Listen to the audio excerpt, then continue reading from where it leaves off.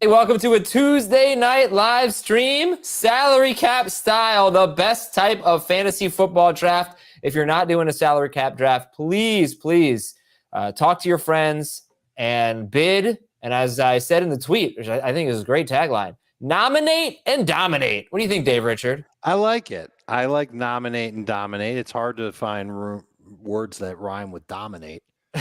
And you've somehow done it. I will congratulate. Thank you thank you.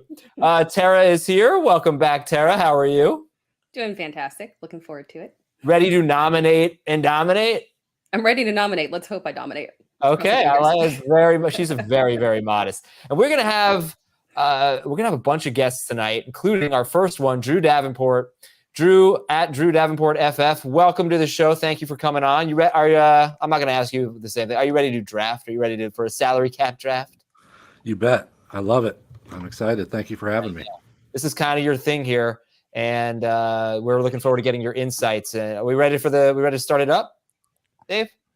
Yeah, we will start it up. I just want to say that this is one of Drew's things. The other thing he is a lawyer, so he's provided some incredible insight on the Deshaun Watson case, the Alvin Kamara case.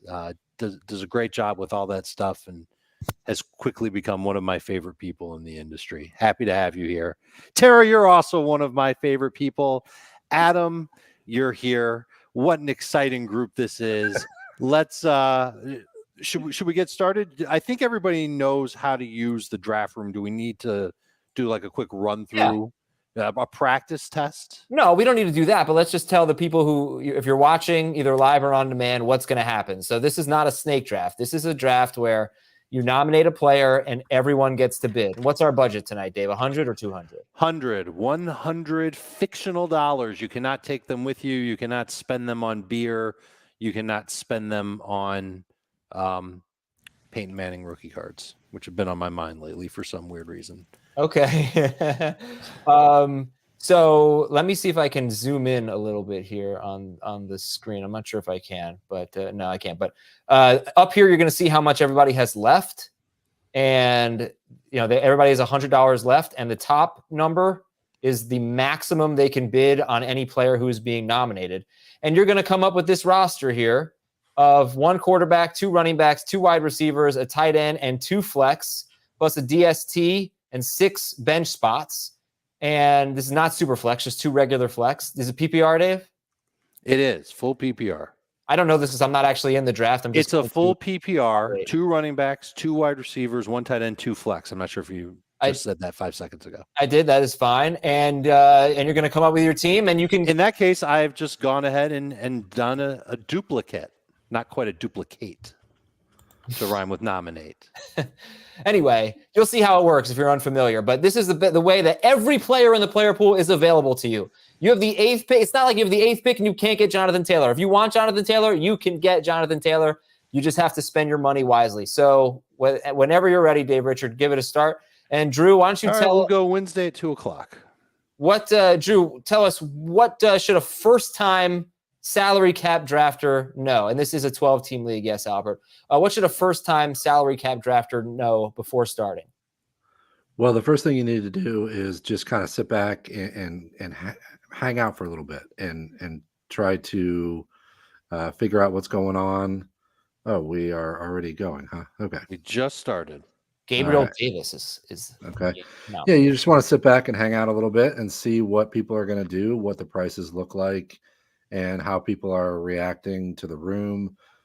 I don't like to do a whole lot right at the beginning just because you're not going to know what the market prices are going to be and how people are going to react. So I think especially for new people, you got to kind of just read the room.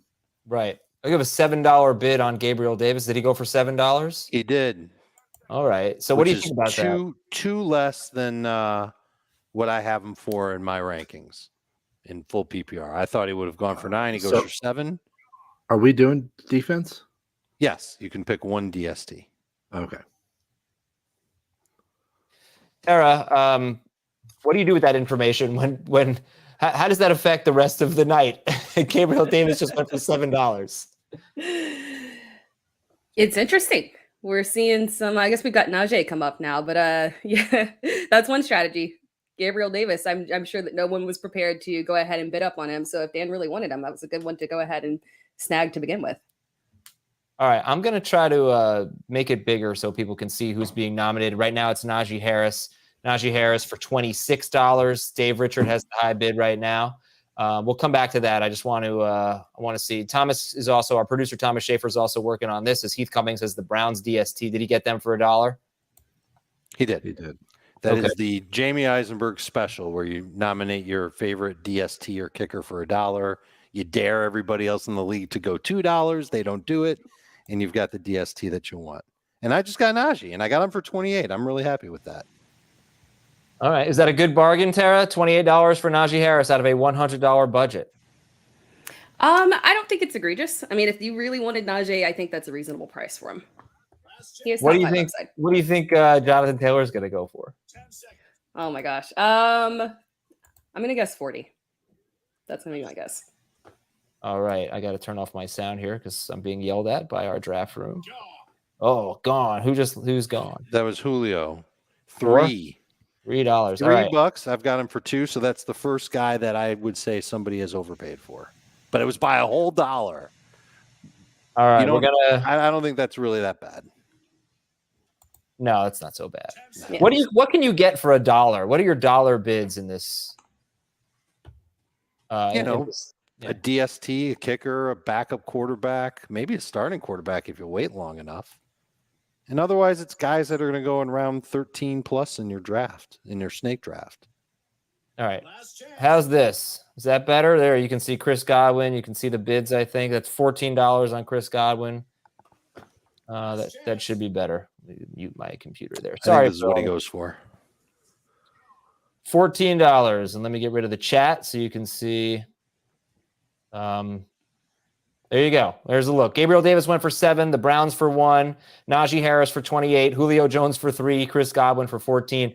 Drew, do most salary cap drafts kind of follow any type of nomination pattern where you can expect usually it's the first round guys that go early, or is it completely random like this where we just have players from all over an ADP being nominated at different times?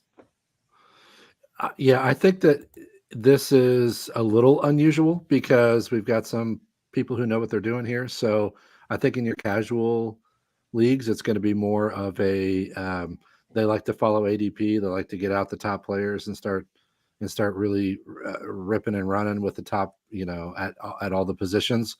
So this is a little atypical. I wouldn't say that I see the defensive team happen fairly often. People like to punt early with kickers and Ds. So I do see that. But the Julio Jones, Chris Godwin stuff, Gabriel Davis, that's unusual. All right, Dalvin Cook just went for 26. Najee Harris went for 28. So now, Dave, how do you feel about your Najee Harris for 28? I'm going to feel good about Najee Harris for 28 until I see one of the typical top 3 or 4 fantasy running backs in a draft go for 28 or less.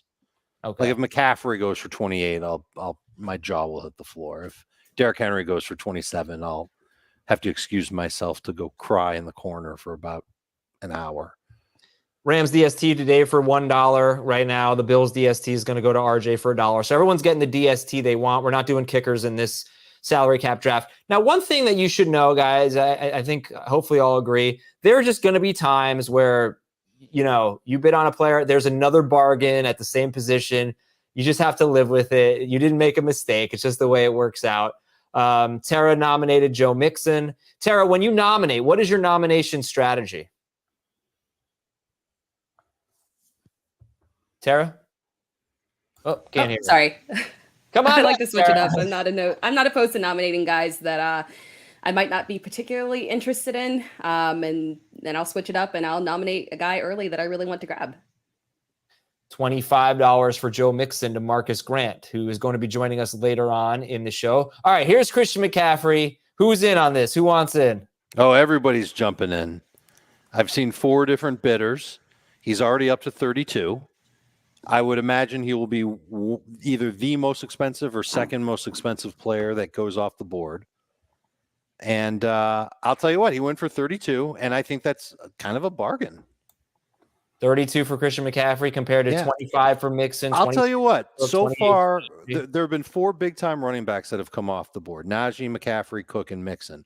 All 4 of them have gone below what I have them at in my rankings. I don't know what Drew has and what percentage of his budget he'd give on these guys. But I'm a little surprised by how low they're going. There's some pretty inexpensive stud running backs, as it turns out. Let's see if anybody has 2 players yet. Yeah, look at that. Chris Towers says, oh, look at Chris. Aggressive. Dalvin Cook and Christian McCaffrey. I did not even realize that. Dave has Najee and the Rams. George has Julio Jones and Chris Godwin, which is pretty interesting. A couple of Bucs wide receivers there.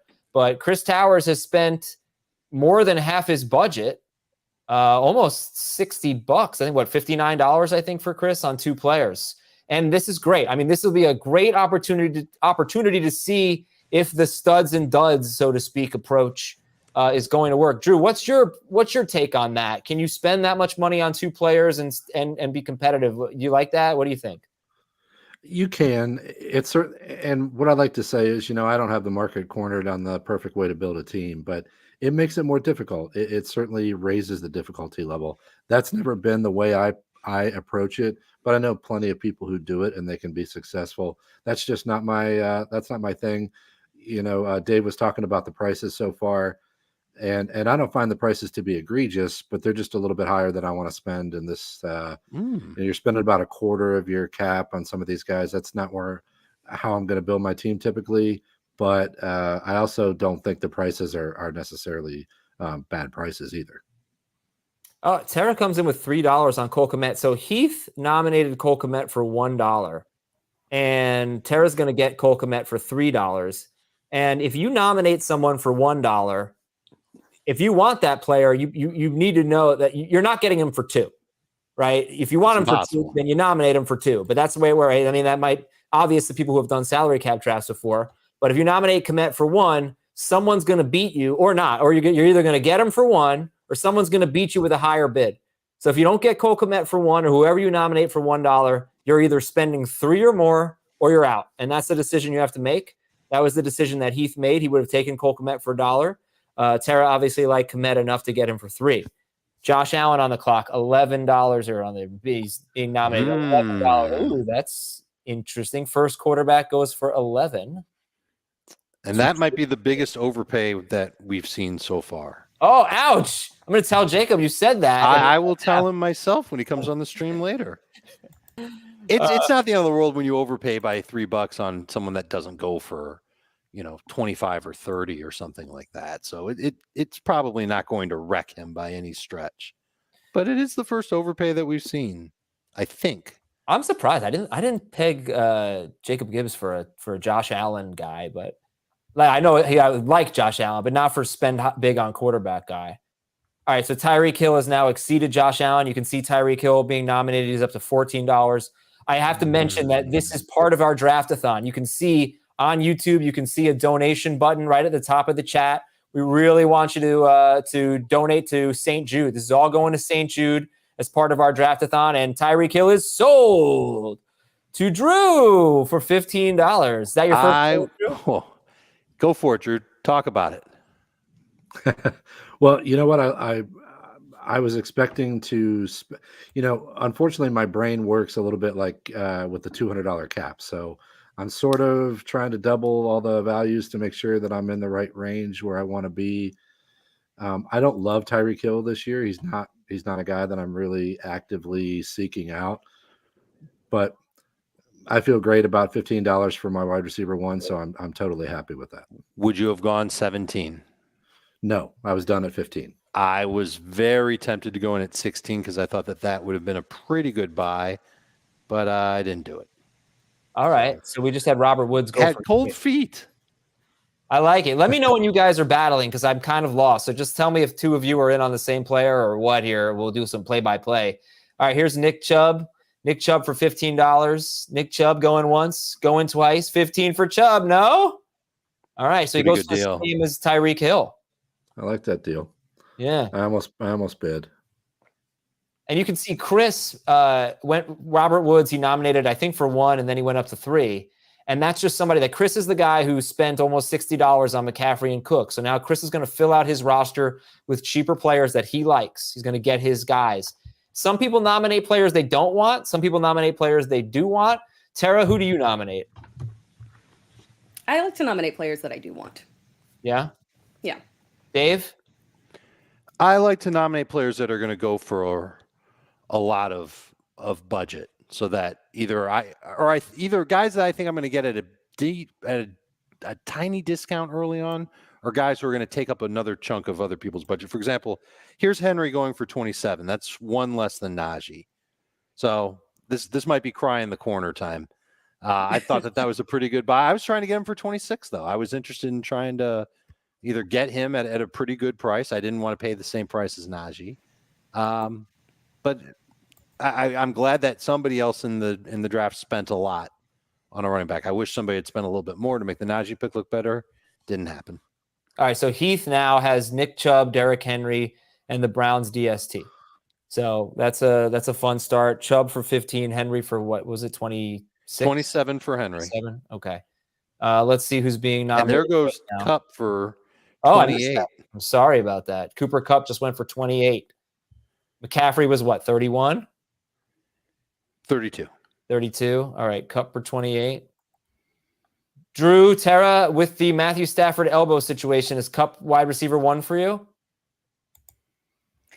Yeah, I think so. Yeah. And he was playing today. He was throwing today, so I think it'll be a nuisance, but I don't know it's something that's going to aggressively bother him. All right, The here we point go. where I would downgrade other receivers. Let's see, Drew. Let's see how much you like Aaron Jones here. All right, you got a little bit of a bidding war going on here. Aaron Jones up to $19. Remember, Tyreek Hill, Nick Chubb went for 20. Oh, Tara comes in, $20 for Aaron Jones. It is on, people. Come on, make it on. Come on, guys. Go. Oh, boo. Oh, there you go. Heath Cummings. He jumped in. What a jerk move by Heath Cummings. I love it, though. I love waiting for those. He can have it.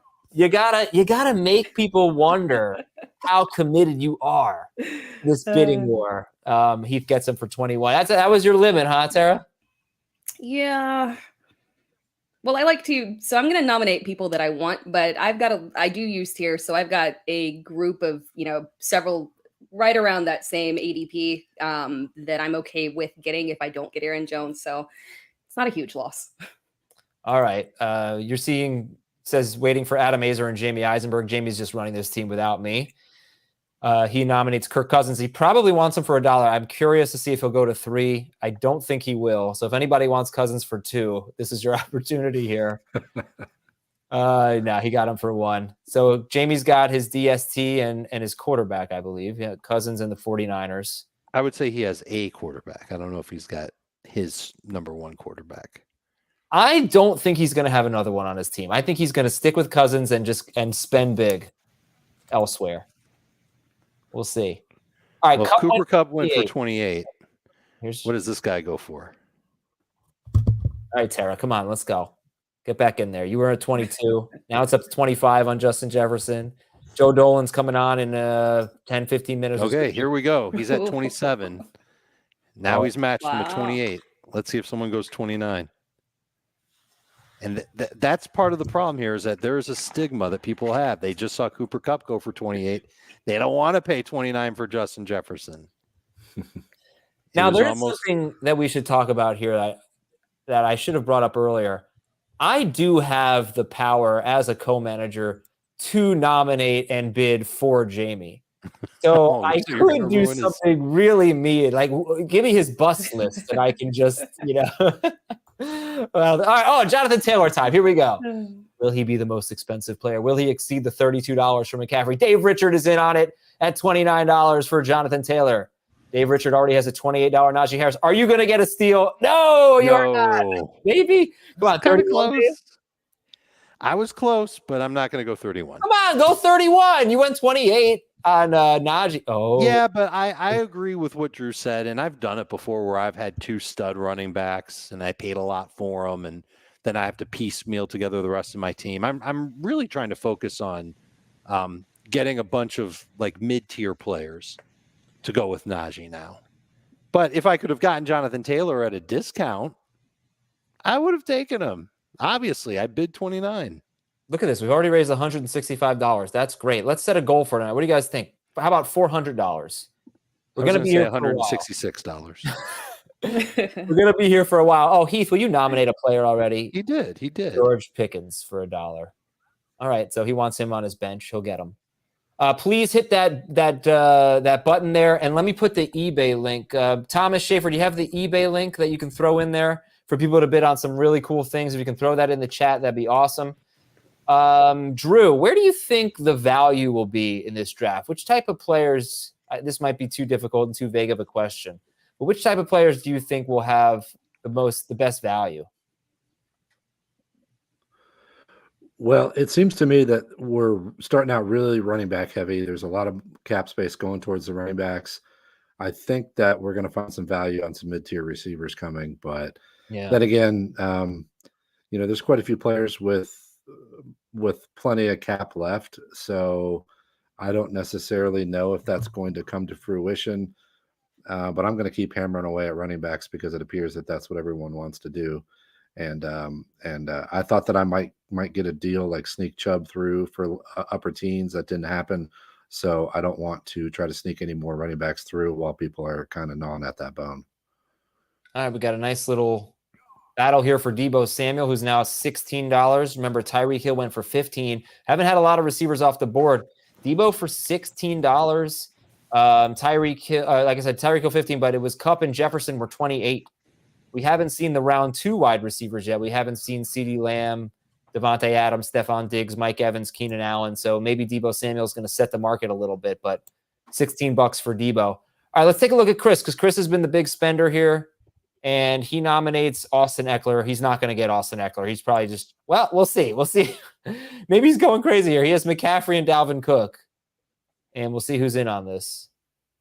Drew's in for $3. All right, there's a $19, 20.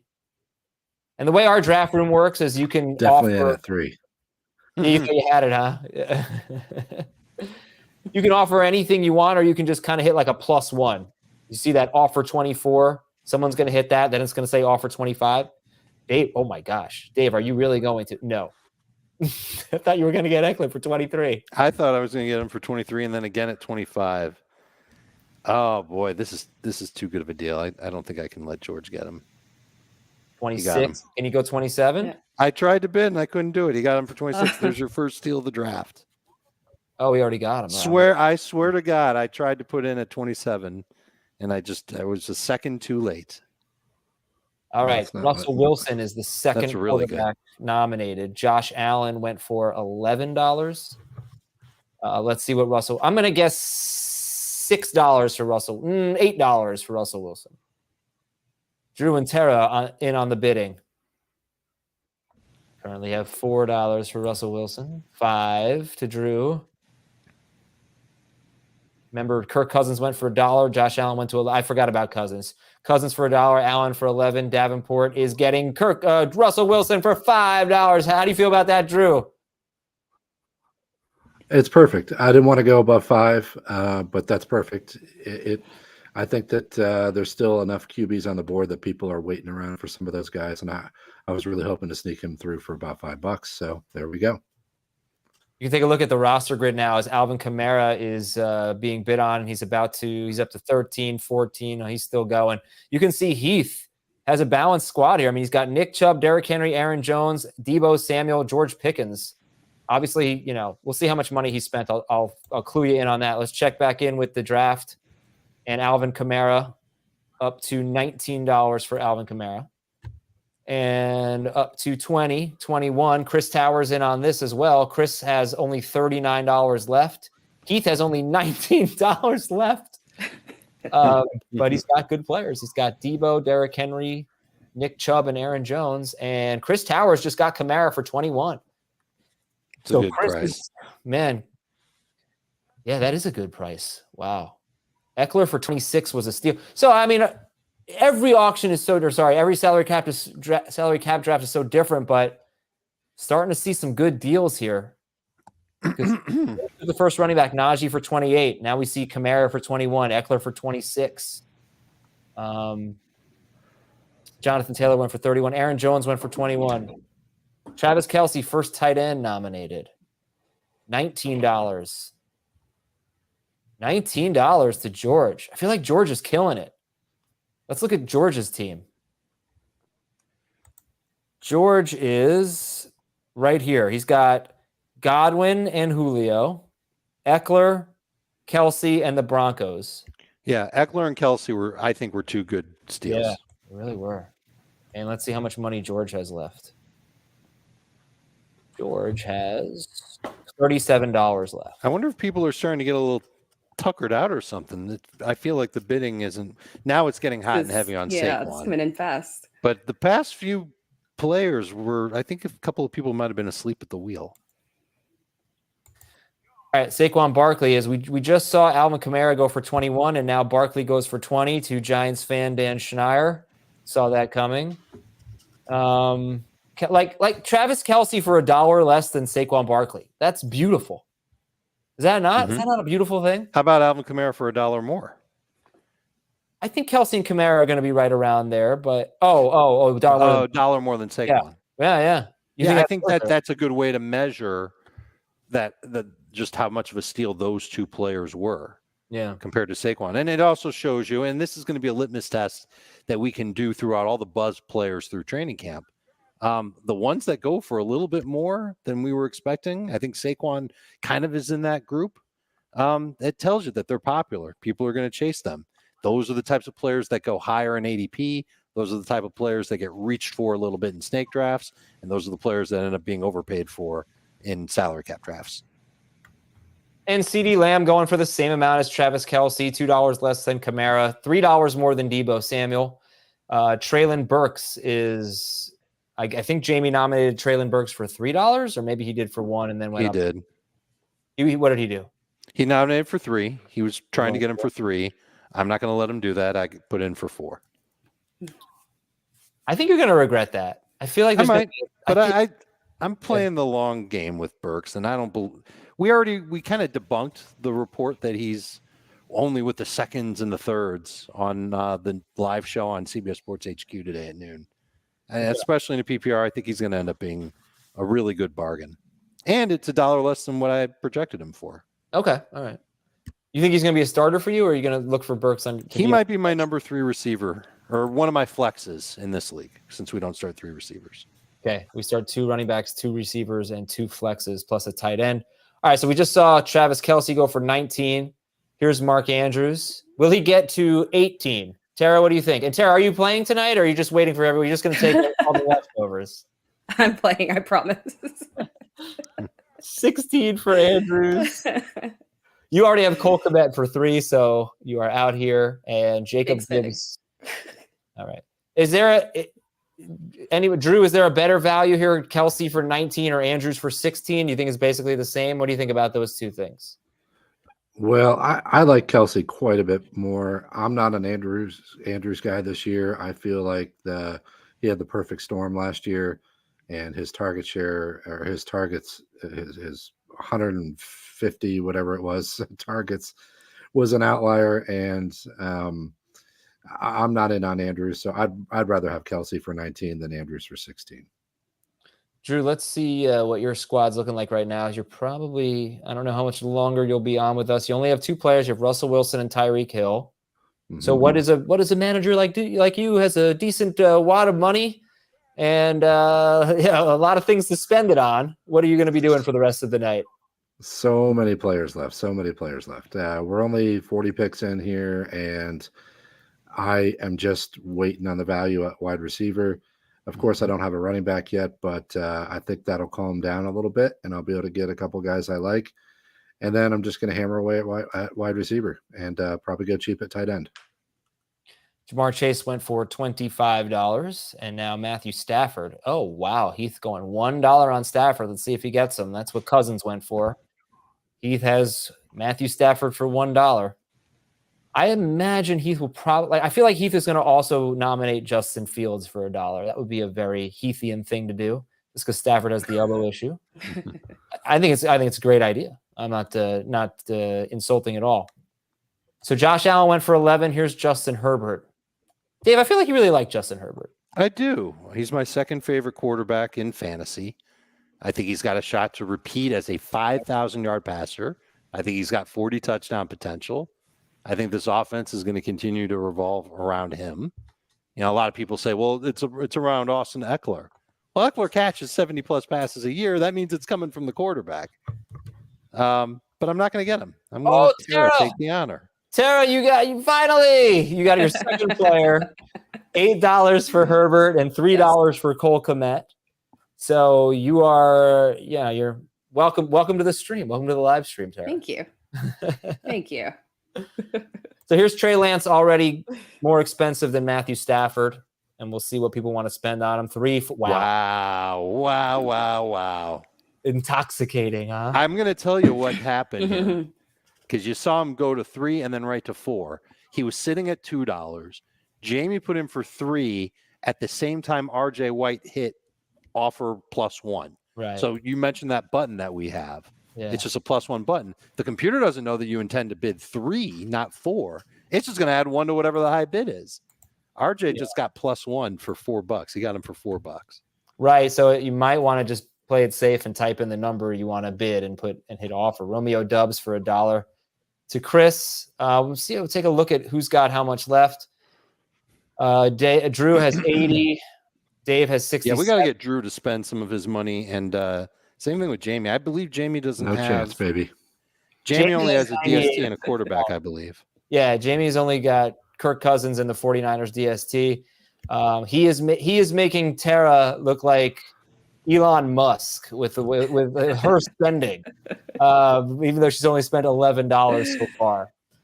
All right, Lamar Jackson, how much more will he go for than Trey Lance? He's at 5 right now to Dave. Trey Lance went for 4. Justin Herbert went for 8 to Tara. And Dave, you are thrilled. Do a backflip, Dave. Wow. I'm right on it. Hold on. That's nice. Yeah, all right. Did you see that? Did you I see that? did. Just Blown call away. me David Lou Retton, okay? Oh, you can nominate someone, David Lou. Okay, let's go with. You just nominated DeAndre Swift. That's fine. All right. So I think Tara and Drew are going to be pretty interested here in DeAndre Swift, right? You guys need your RB1? Or no, am I wrong? Yeah. No, I'm interested. Yeah, right. But it's the same thing that keeps happening. We're sneaking up into the low 20s pretty quick. And, I don't know that DeAndre Swift is a $45 player for me, in a $200 cap. So I don't dislike it. That's not where I'm at. Okay. You know what? I need to help out over here and try to fix this display and show you who the running backs are. Like you need to know, Drew, how important are tiers when you're doing salary cap leagues? It's everything. You have to know when the tiers are drying up, because you're going to get in competition with somebody, because you always think that you have money, but there's going to be somebody else who has money. And if you are competing with that one other person, it doesn't matter that if eight other people don't have money. If you and that one other person have enough money and the tiers are scarce, you're going to pay more than you should. So you really need to jump in and get somebody before things dry up. Yeah, I'm going to try to show more of who's available, because it's possible that Leonard Fournette, for example, is the last player in a tier. Right? I'm showing Dave's running back rankings. We just had DeAndre Swift go for 22. Aaron Jones, I think, went for 21. But Leonard Fournette, and then it's Javonte Williams. Depends how you feel about him. His ADP is in the middle of round 2. We like him in round 3. But then it's Zeke, Connor, Montgomery, Breece Hall. So you might see Fournette being the last player in a tier. He might end up being pretty expensive. You don't necessarily want to be bidding on the last player in a tier, but we'll see how it plays out. Just when you think you learned something about salary cap drafts, you do another one and it's completely different. But that's the beauty of them, is that you'll see snake drafts that are kind of similar, but you won't see that with salary cap drafts. They are very different. You can get very crazy results from one to the next. Dave, I like that price on Dylan. I loved it. I should have hit 9, but I just I'm glad you didn't, Drew. You're welcome. And also, I was locked in on Russell Wilson at $5 when you had Jackson going. I was So- told in the chat room that RJ would have gone 6 on Lamar Jackson, but he couldn't because he spent 4 on Lance. So here's Ezekiel Elliott at $12, which is a pretty big drop from DeAndre Swift, who went for 22. Jamie now is up. He has only 2 players right now. He has 49ers DST and Kirk Cousins, both for $1.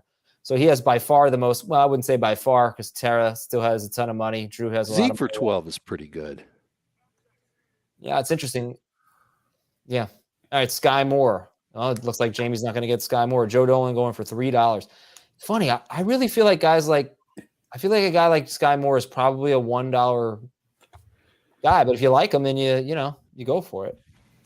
No, I think he's a $3 guy. I think there's going to be enough buzz on him and enough people who will. That's a player you should try, and you almost want to bid $3 as the opening bid, just so you get him and force somebody. All right, you want him bad enough? You pay $4. You pay $5. And I don't think many people do it. I think he's a $3 player even right now. And here's your guy, Adam. Yeah. Here's Fournette. Right. So we just had Swift go for 21 and Zeke go for 12. And to me, Fournette is the last round 2 running back available. If you want to make the case for Javonte, that's fine. But this is okay. I was going to say at 15, it would have been quite the value. It's still a pretty good value at 19. It's getting up there. Is anyone going 20? We'll see. I won't do it. Yeah. But George Maselli will. 21. Jacob Gibbs fights all right. Nice. Yeah. I don't know. I mean, this seems fine, right? He's probably $1 less than DeAndre Swift. That seems fine, right? Yeah. Sure. Okay. Makes me feel like I didn't overpay for Swift. So that helps. Oh, you forgot you have Swift. I'm sorry. Yes. Tara's I got really a lot. wanted Swift. Tara's been big spending a lot more than I even realized here. We're 40 minutes into this salary cap draft, and here's Stephon Diggs, who should probably go for somewhere in the $21 range based on Kelsey was 19, Kamara was, I think, 21, Barkley was 20, and Fournette was 21. So, all right, Tara went 22, Marcus goes 23. Man. We don't have, let's see, let's take a look at the wide receivers who are available. He's the best one left. Adam, anybody backstage? Oh, let me see. I'm sorry. Yes. Oh man, Joe Dolan is here. Joe, how long you been hanging out backstage? About 15 minutes. Oh, man. Are you serious? How about you not see that? Can I tell you why? There are so many things. There are 5 of us. There are 3 screens that I'm sharing. You were on a second level. I've never had that many people in before. I didn't even know you were there. I am so sorry. I am a trailblazer. I am a groundbreaker. I'm so sorry. No, it's quite fine. I was sitting here and I got a couple of players who I wanted. I think my build is pretty. Let's just say my road has been chosen for me. Let's put it that way. What do you have? You're all the way on the right here. You have Jefferson, Lamb, and Sky Moore and the Eagles. Yes. So, wide receiver heavy build. I think this is as a matter of fact, guys, this is exactly the format I use in my longest running auction league, which I just play with my friends. The 2 running back, 2 receiver, and 2 flex option. I mean, so many different builds are possible with this format, right? So I won it with a wide receiver heavy build last year, and let's see if I can pull it off again this year. Were you even interested in these early running backs, or just I was interested. It was just a matter of I really wanted an elite player, and the guy who Justin Jefferson's a top 3 player for me in fantasy right now, so I really wanted Taylor or McCaffrey. I think McCaffrey actually, in hindsight, could have been a decent guy to draft at his price. I think he was around $25, but the 25 to 30 range is where I anticipated the elite guys would go. Oh no, McCaffrey went for 32. Okay, well, of the top 3 guys, then McCaffrey, Taylor, and Jefferson, I got probably the 3rd guy of the 3, but I also think he was he might have been the best of the guys. So he was certainly the least or expensive the cheapest of of those the guys, rather. Yes, he was. Jonathan Taylor went for 31. Yeah, McCaffrey went for 32. All right, we just missed Mahomes for 7. And Tara, you took Devontae Adams for 26. Stephon Diggs went for 24. Who do you like better, Diggs or Adams? I like Adams better. I would have liked to pay the same price, but unfortunately, I think I really had to push to grab him there because he was the last person that I would have liked to grab at a higher price of those guaranteed wide receiver ones. Drew, by the way, you are more than welcome to hang out for as long as you'd like. If you want to hop off, go for it. Just let us know. Yeah, I'll hang out for a few minutes, but you got your hands full here, so I'll shove off in maybe 5 or 10 if that's cool. Shit, that's perfect. Let's take a look at your man. team. Thank you for saying. I mean, yeah, we appreciate thank you for going. Get out, Drew. Thank you for leaving. Drew has how many times have I heard that? $5 Russell Wilson, $12 Zeke, and a $15 Tyreek Hill. So just looking at the best players available, because you've got some money to spend for sure. According to Dave, Mike Evans, Michael Pittman, Keenan Allen, Javonte Williams, those are the best players available. You think any of them will be more expensive than the $15 you paid for Tyreek Hill? Well, this is going to be interesting because there are a lot of receivers left, and I'm really interested to see how steady the market is because there are quite a few people who don't have any money, but then we've got Adam, you and Jamie are sitting there with a lot of money left, and I think that it's possible that we're going to see the wide receivers continue to be expensive, and then they're going to fall off a cliff and go from $18 down to $7. So I'm going to kind of hang out and bide my time here because I still think that there's a possibility that there's plenty of players left. I'm not wanting to overextend at this point, even though I feel like I do have a lot of money. I do want to check in on Chris Towers. Okay, so Chris has $16 left, and Kyle Pitts is going for 10 right now. Dalton Schultz just went for 6. We'll keep you posted on that. But let's check in on Chris Towers because he's the one who spent 32 on McCaffrey and 26 on Dalvin Cook. The rest of his team right now is Robert Woods, Romeo Doubs. And he has Alvin Kamara. So he has McCaffrey, Cook, and Kamara, and those 3 players were $79 out of 100. 79% of his budget on 3 players. So now he has Robert Woods, Romeo Doubs, and Alec Pierce is currently a starter. His maximum bid for any player is $8. We'll see. I mean, he can still do pretty well. He's going to have some better players. It's not going to be all guys like Romeo Doubs and Alec Pierce. I'm thinking those will probably be the only other $1. I don't know. We'll see how he plays it out. But very interested to see the studs and duds approach because McCaffrey, Cook, and Kamara is pretty sexy. Woods, Doubs, Alec Pierce is not, but he's got a lot of he's got some moves left to be made. I call that an if team, right? In what regard? If I mean, look, if 2 of these 3 things happen, that team is going to make the playoffs at bare minimum, right? McCaffrey plays, let's say, 14 games. Cook plays 14 games, or Kamara is not suspended. 2 of those 3 things happen, that team's going to win a lot of games. Okay, we just had Heath text me and say, my team is amazing. So I think now we have to look at Heath's team real quick. He just got Kyle Pitts. Heath has also spent a lot. He only has $7 left, and his max bid is $2. He's basically $1 bids for the rest of the way, more or less. Stafford, okay, so he's got a guy with an elbow problem, a guy coming off a foot injury. Tara, knock it off. Oh, Tara's going in on. Tara beats Drew for Mike Williams. All right. I was happy with him at 10. I didn't really want to go to 12. Why not? Because you have enough money, right, where you can do that at this point, no? Yeah, I do. But there's too many players left. Right now, the money's dwindling, and there's just too many players left. But there are enough managers in the room with over $50, even over $35 to $40, that I don't need to extend myself for Williams at this point with how many players are left. All right, so let's go back to Heath, who, by the way, I know what Heath is doing. It's 8:47. It is almost bedtime for him, so he's just trying to fill his team as quickly as possible. Stafford, Henry, Nick Chubb, Deebo Samuel, Aaron Jones, Kyle Pitts. Still needs a wide receiver 2 and a flex. He has Irv Smith on his bench and George Pickens. I can't argue with him. It's a pretty good team, Dave. It is a good team.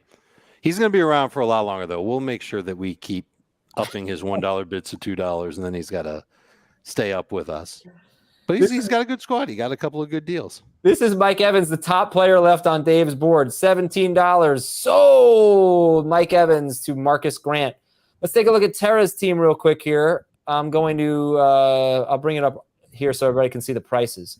Herbert for 8, Swift for 22, Adams for 26, Mike Williams for 11, Kmet for 3. How do you got a good squad too? How do you feel, Tara?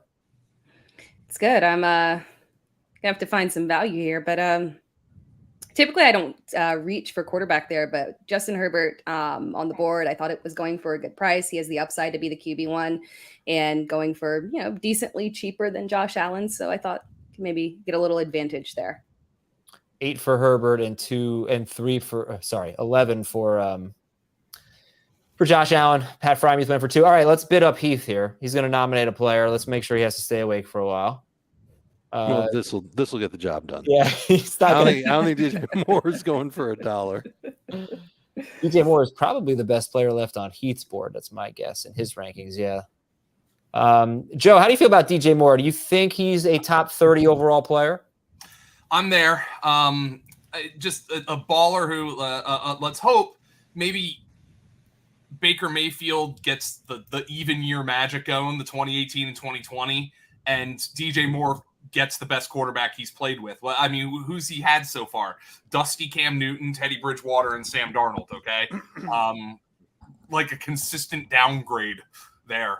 Let's hope Baker gets to that level where DJ Moore can be productive, maybe score a couple more touchdowns. But when you look at his production, despite that quarterback play, it is a very Allen Robinson-like at this stage. And I'm with DJ Moore as a top 30 overall player. I think he's really in that range where Tyreek Hill, Jalen Waddle's going, T. Higgins, Keenan Allen, A.J. Brown, Mike Williams, that area where like the 5 of us in this room right now might rank a different one of those guys at the top of that tier. That's where DJ Moore's going, and I think it's fair. I want to ask everybody's opinion maybe. Looking at Stephon Diggs and Devontae Adams, they went for $24 and $26 respectively, but these round 3 wide receivers in a 12-team league, actually, I don't really know where Tyreek Hill goes, but late round 2, round 3, $16 for him, $15 for DJ Moore. I imagine T. Higgins and Michael Pittman are going to be in that range. Drew, looking back, you never know how it's going to play out, but looking back, is there a wide receiver strategy to be taken from that with the round 1, 2 swing picks going for about $25 and then the less than elite, but round 3 guys who have the chance, DJ Moore's, Tyreek Hill's, $15, $16. Is there a better value? Is there a lesson to be learned there? Well, I just think it tracks exactly how it should track.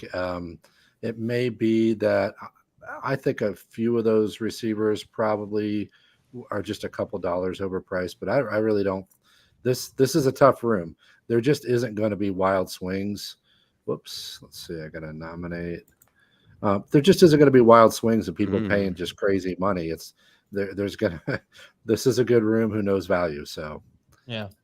I think it tracks how it should track. So that is Jalen Hurts going. I'm a little surprised that I got Mon-Fri for $5. Yeah, that was good. That was really good. Oh, you're drafting on CBS. I might have fallen asleep at the wheel there. All of my colleagues, we all hate him on I mean, that's a bit exaggeration, but we're just so low on him. I'm not quite as low, but what do you think about him, Drew? I'm not an Mon-Fri guy, but I'm in the room with Marcus Grant, and I'm not sure what he's doing. But yeah, I don't like him, to be real honest, but $5, he's going to fit in as a flex or a bench player at $5, and that's great. I'm happy with that. For those of you just joining us, this is a $100 budget, but the most important dollar amount tonight is going to be what we raise for St. Jude, and we're up to $230. I set a goal of $400. You click that button right on the top of the chat, and please donate for our Draft-a-thon supporting St. Jude. It's an amazing cause. We raised so many thousands of dollars last year. This is going to be all throughout the month of August, by the way. So please be a part of that and hit that button and donate whatever you can. We'd really, really appreciate it. Please be part of that. Here's Javonte Williams, $15. Joe? 6. All right, Joe, talk it out here. What are you thinking? You're going to go 17? No, I'm not going to go 17. I was like, I'm still thinking in terms of $200 cap right now, and I was thinking 30 is about right based on how my team's built right now. The thing about Javonte is like that's an upside wins championships kind of pick, right? You understand the downside if you're drafting Javonte Williams. I don't think anybody is going to be sitting here saying Melvin Gordon's not a threat after last season, but Melvin Gordon's 29. He's got 1,800 touches on his engine. What if he loses a step? This is a new coaching staff. There's a chance that, Javonte Williams gets that opportunity to break out. And maybe it doesn't happen, but maybe it does. And if it does, with Russell Wilson in that offense, he's going to run for 1,300 yards. We know that's going to happen. So I think that the price range where he is going right now is fair based on that risk, because people are saying he's being priced at a ceiling. Well, if Melvin Gordon stays healthy all year, Melvin Gordon hasn't lost a step, then I would argue that, yeah, he probably is priced at his ceiling. But what if one of those things isn't true? So I think that's how, if you're drafting Javonte, that's kind of how you have to think about it. Yeah, man. And even if he plays 3 games without Melvin Gordon, he could score 25 points per game or something. It wouldn't shock people. That's a ton. I don't know that he'd do that for a full season, but he was the RB1 the one game he played last year without Melvin Gordon. Which is why why everybody's so frustrated. And I know. And Gordon was good last year. This isn't even one of those situations where we can sit down and like come on, like when Frank Reich was mixing in Jordan Wilkins alongside Jonathan Taylor, when everybody on the planet except for Frank Reich knew that was stupid. It's not that with Melvin Gordon. It's not. Melvin Gordon's good, but I think Javonte Williams has pretty serious upside, and I don't think that's. You're not going to tell me he doesn't have serious upside. That's just not one thing I'm going to buy. But I do acknowledge the reasons why he might not reach it. All right, Drew's got $5. Oh, Drew and Tara. Drew and Tara have been at odds. Again. I like it. Twice. $6 on Juju Smith-Schuster. Sold to Tara. All right. I was borderline at 5. Yikes. I think that makes the All right, St. Tara. Brown pickup at 5 a little nicer. Oh, this is interesting. Jamie going with Isaiah Pacheco here. He's going to get him most likely for $1. I would agree. Hey guys, I'm gonna. My headphones are telling me that I'm about to be cut off here. I'm losing a charge, so I think that's a good moment for me to head out. I really appreciate y'all having me, and I'll see if I can't get a running back here at some point. And Drew, whether that's true or not, that is an expert excuse to, like, if you ever have to leave, just blame the headphones. I love it, man. Thank you for coming out. We appreciate it. I appreciate y'all having me. Let's see if I can finish this thing off in a respectable fashion. You got it, Drew. I gotta remember that excuse. Yeah. Sorry, honey, can't go to the baby shower. My headphones are low on charge. I gotta stay home, and might not work for that. It'll work on podcasts though, and video streams. All right, so I want to talk to Joe here because James Conner's up. He's arguably the top running back available. For Dave, he is the top running back available, and you don't have a running back yet. So you're kind of working on a 0 RB team here. You don't seem interested in James Conner. So what's your running back approach? As you're looking at Conner, Montgomery, ETN, Jacobs, Dobbins, like how are you going to fill this roster? I'll dabble here. I'll dabble in this tier. I am maybe it's being stubborn here. I'm not on James Conner this year. He's just not a player I'm interested in, and believe me, I missed on him last year. I wanted nothing to do with him last year. I thought he was dusty. He completely showed me up, and there was a winning opportunity there with James Conner that I just did not invest in last year. But the price it's a little restrictive for me at this point. Where he's going, I like a lot of the wide receivers better. I got to get a feel for Tara's team here. Let's take a look at Tara's team. She's been a bit of a spender. She's got Justin Herbert, DeAndre Swift, Devontae Adams, Mike Williams, and Juju Smith-Schuster. You need another running back. You have Cole Kmet. I do. By the way, do you regret your Cole Kmet for $3? It wasn't necessary, but I came into it wanting Cole Kmet, so it was early. It was early. You wanted. The answer is no. The answer is no. I mean, I know how to justify it. I believe in him. I do think that, when you look at tight ends, there's always these guys that we've got 2 or 3 guys that are going to push into the top 5 based off total points every single year that come out of, seemingly out of nowhere with a, back later than tight end 10 ADP.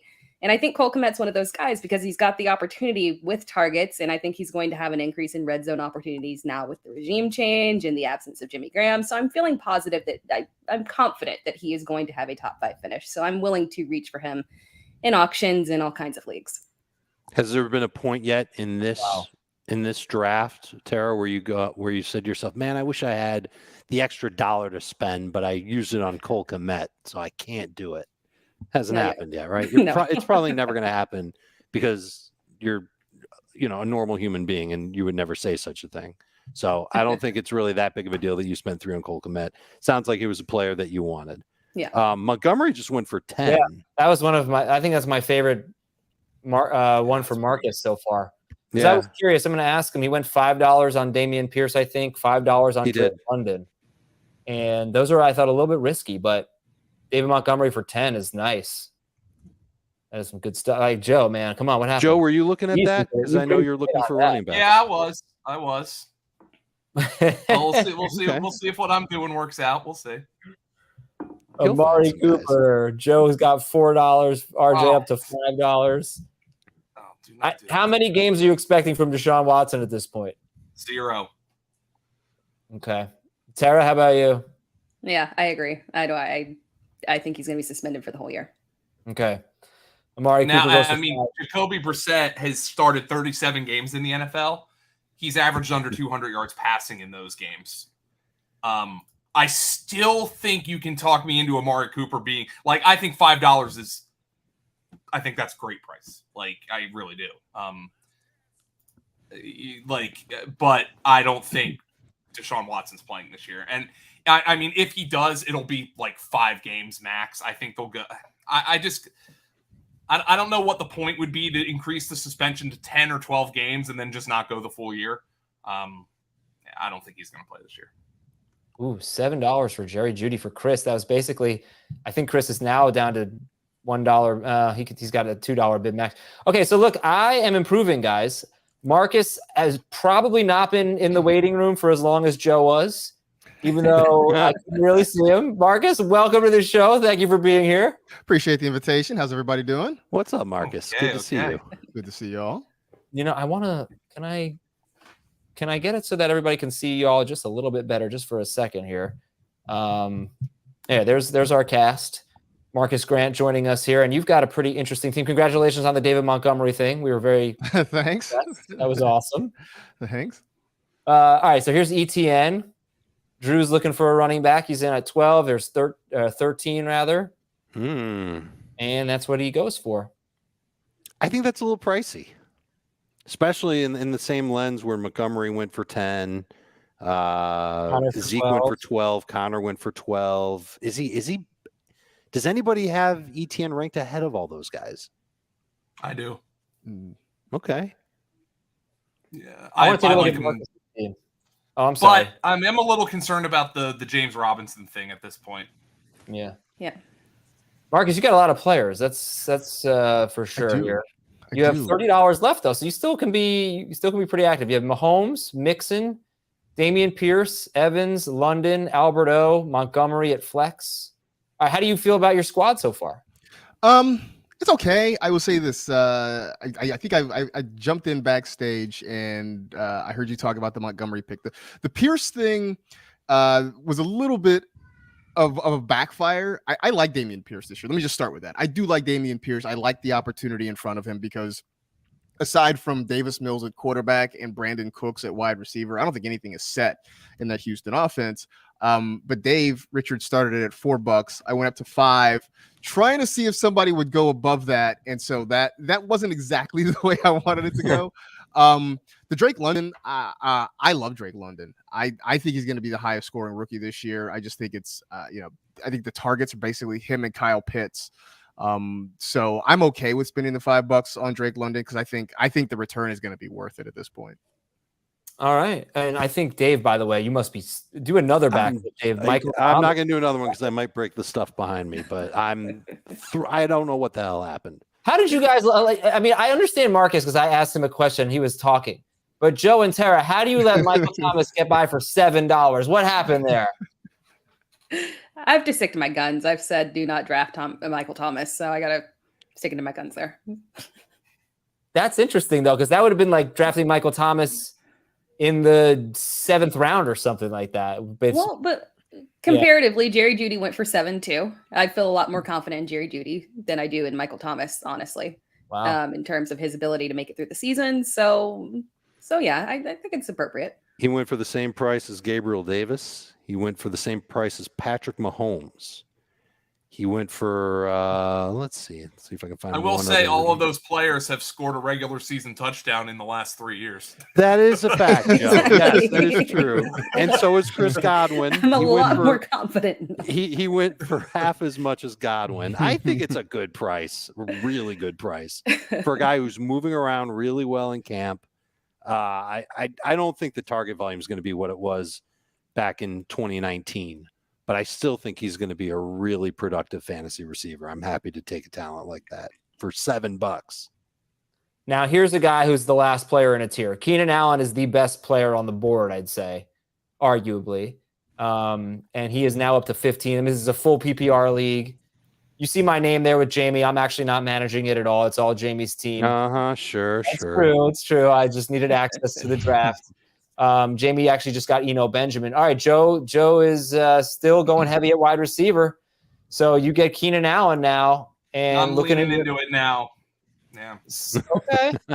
So who are some kind of late round running back? You do not have a running back. You have Jefferson. Do I have to say it? No, you don't. We're going to find out. We will find out. I have one late round running back who I would take on literally every single team I have. All right. But I mean, there's a couple. I mean, I'm leaning into it now, though, right? I mean, I know this is the strategy that I'm going to have to build. But hey, there's a potential to have a lot of receptions on this team right now. Okay. All right, Dawson Knox for $1. CBS is we say Dawson Knox is a bust. He's going at tight end 10 or something like that in ADP. Marcus, where are you on Dawson Knox? Marcus, you there? Oh, there it is. Yeah, sorry about that. Yeah, no, Knox. I missed the intro. I hate Dawson Knox. Wow. I do. I just except for the fact that like every time he scored a touchdown, I would make some really terrible Dawson's Creek type pun or something like that. Hang on, let me drop a nomination here real quick. You're gonna drop a nomination? Well, I don't want to wait. Hold on a sec. Oh wait, I don't mean to step on your joke, Adam. Save that joke for a second. Apparently, Dan got knocked off. He didn't actually bid $3 on Garrett Wilson. We're going to back it up. Aha.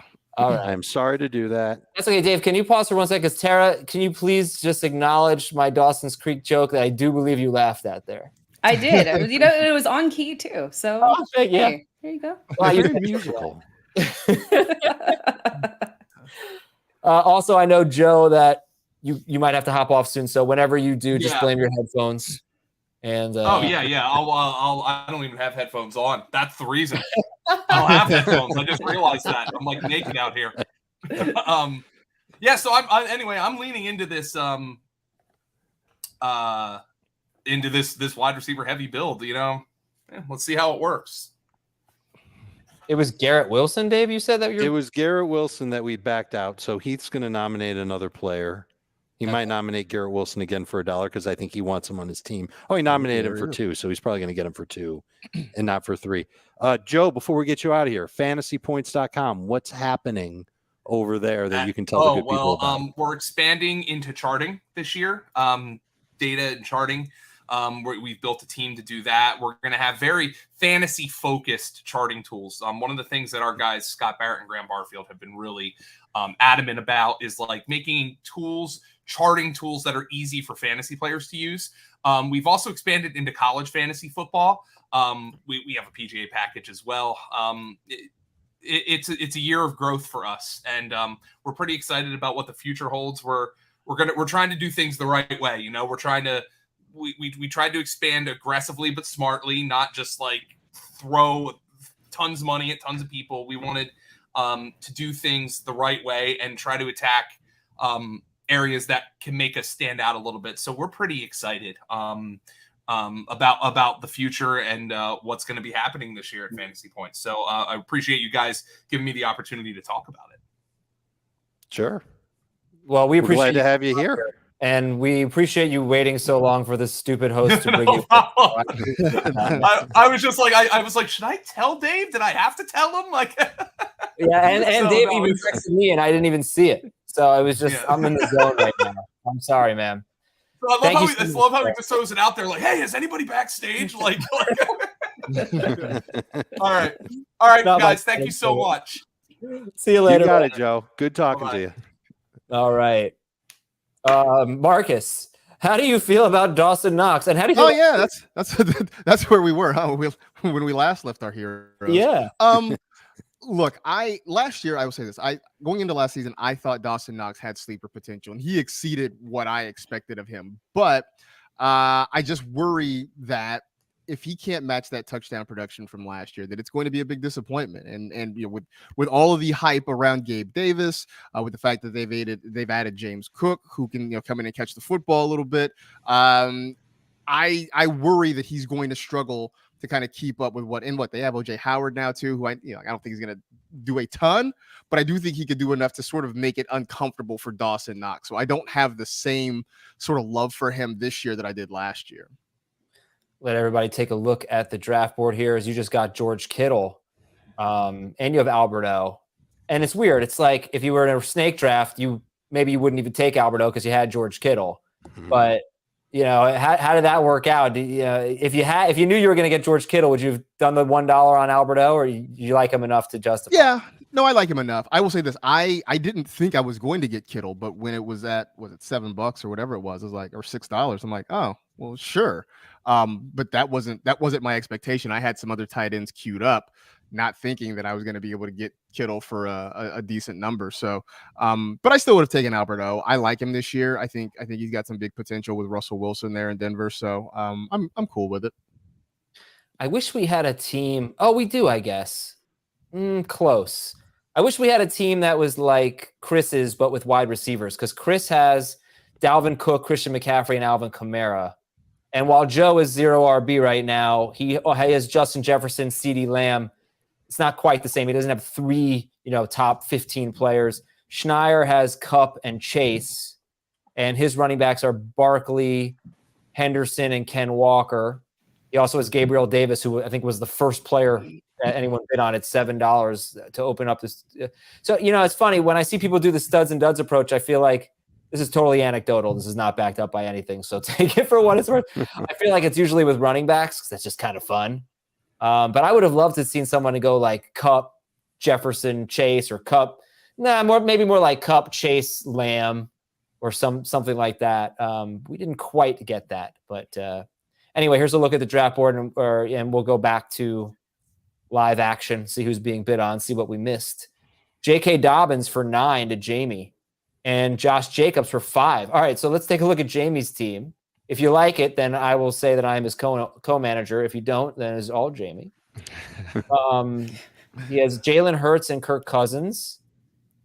He has a lot of running backs in the mid-range, or like not Montera. mid-ish. Brees Hall, Jalen Hurts for Connor. $4 was pretty solid, by the way. Yeah. That was He outstanding. can start. Like, let's just throw him in the starting lineup, right? So he's got Brees Hall. Uh-oh, what happened there? Just go to went to my email. All right, that's what my email screen is. Like. There we go. What the heck happened? All right. I'm gonna have to get that back. Sorry about that, folks. Look at the draft. That'll be fun for people to see on the replay. Yeah. Well, I get that I back. was about to Anyway, get a whole lot of emails. Jamie's going to be starting Brees Hall, James Conner, Josh Jacobs, and J.K. Dobbins. And I don't know, maybe about $30 for all of them. I'll do the math in a second here. Conner for 12, Hall for $40. Let's see. Conner 12, Hall 12, Jacobs 29, $38 for those 4 running backs. Christian McCaffrey went for 32. For 38, Jamie has Dobbins, Jacobs, Hall, and Conner. So different ways to build your team. Mm-hmm. I All right, almost think sorry. that's the no-brainer way to go. You like that way better? I think I like that way better, and I kind of dabbled in both. Remember earlier on in this thing, I took Najee Harris, and since then I've tried to be really frugal. I splurged a little bit on Michael Pittman, but I think you might say that I splurged on AJ Dillon too. But I like the value on Dillon. I like the value on Antonio Gibson. Love the value on Michael Thomas. Didn't mind spending 4 on Treylon Burks. I like the idea of getting more players so that you have just a fitter roster. You're not going to be starting guys that would be late round picks like you would have to if you spent so much on the stud players early on. All right, let's go back to the draft room. Oh, it's my homepage. I'm sorry. I am really my bad. I'm just waiting for your cat food order to show up on a page or something like that. I am so embarrassed. Oh gosh. All right. Here we go. All right. I will be a real host now. Sorry, just want to make a little joke. Tara, how you doing over there? She's I'm laughing doing at you. good. I need an RB2, but you guys are making it hard. You don't have an RB2 yet? No. All right. Oh, we're back to the draft room. How about that? Let's You get found serious. it. Yay. Cam Akers just went for 8, Tara. Would that have been a good RB2? I was on the 10 fence. seconds. I was She bang. sounds despondent. Like, what happened? Man, I was on the fence there. That was the last one that I was kind of looking at, but I think in my mind I'm doing a hero RB strategy here. So Last Okay. chance. Well, you got Miles Sanders, Kareem Hunt, Damian Harris, Rashad Penny, Chase Edmonds, Devin Singletary, Tony Last Pollard, chance. among others left. James Robinson. I'll bet my life that that's Adam's computer saying last chance. and Last chance. There No. it is. It just happened. I don't think so. I don't think it's God. mine. Yeah, I'll turn. You're done over. All right, T Higgins for 12. Oh man, I love it. I love what this one in particular, because this is a little bit less than Waddle for 9. We're getting some damn good value. I think you're going to find some receiver bargains at this point. A lot of money's been spent, and there are some really good receivers left on the board. Oh, who did Heath just put a $1 bid for Justin Fields? And he got Oh, that an hour ago. Marcus, it's your turn to nominate a player. What is your nominating strategy, Marcus? Well, early on, I'm very much I'm just going to throw out guys that I don't necessarily have interest in, or maybe some high priced guys that I don't necessarily love, just to see if I can get some other folks to spend some money.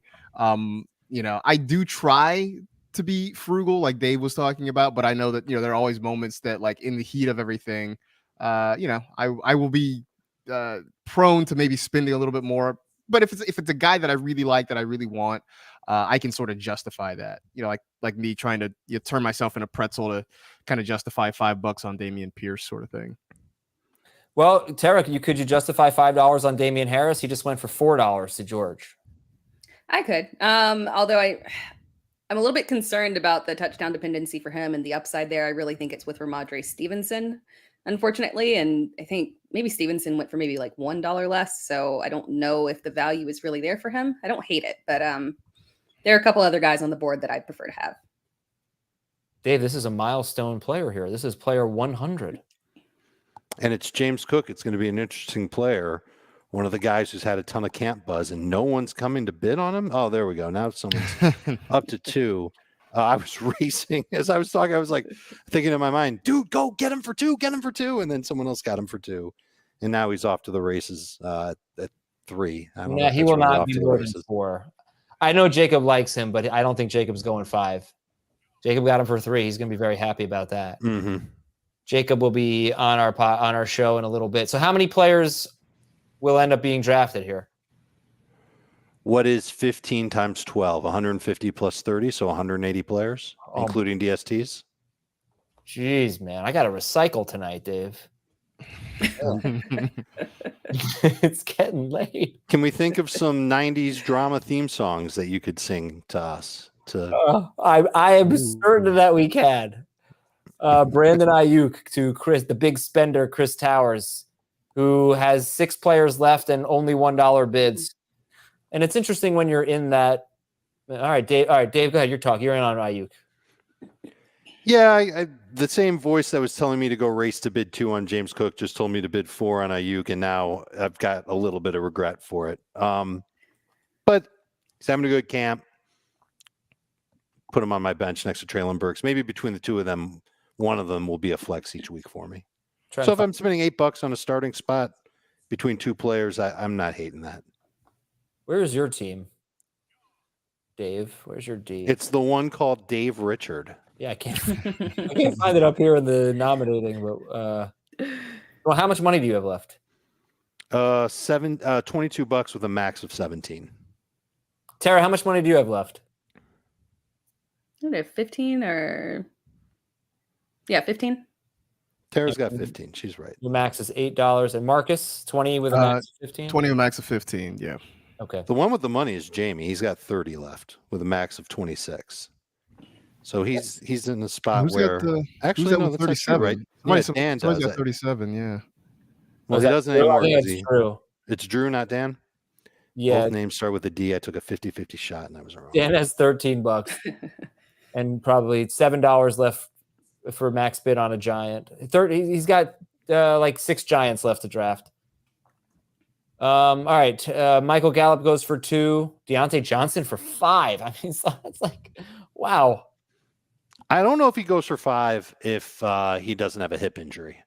And I know that Brian McFadden told us today on Fantasy Football Today that McFadden says he's fine. He's going to be good to go. But negative news, even when it's, hip flexor out a few days, abnormal elbow injury for a quarterback, these things are going to bring a player's value down. And you have to try and take advantage of it in the moment when you're drafting. And I think that that's an example of it. I think I'm not the biggest Deontay Johnson guy, but I can't complain about $5 on Deontay. I think it's more than a fair price. Tara gets RB2. Miles Sanders at $4. How you feeling about that? It was between him and James Robinson. I'm feeling good about it. If I look to the end of last season, it seemed like the Philadelphia coaching staff really figured out how to learn him a little bit better before he had that hand injury that took him out. So there was like maybe a 3-game gap right there where he had a decent average in terms of fantasy points. All that's missing is those touchdowns. So a little bit positive regression there. That same burst that he has a good average yards per carry. He's very talented. If they can just use him properly, I think that Miles Sanders is going to be a very good bargain. Late round RB2. So now you have Swift and Sanders. I mean, do you double up in this tier and maybe go for Kareem Hunt for $4? Like you just got Sanders for 4. Would you be interested in that?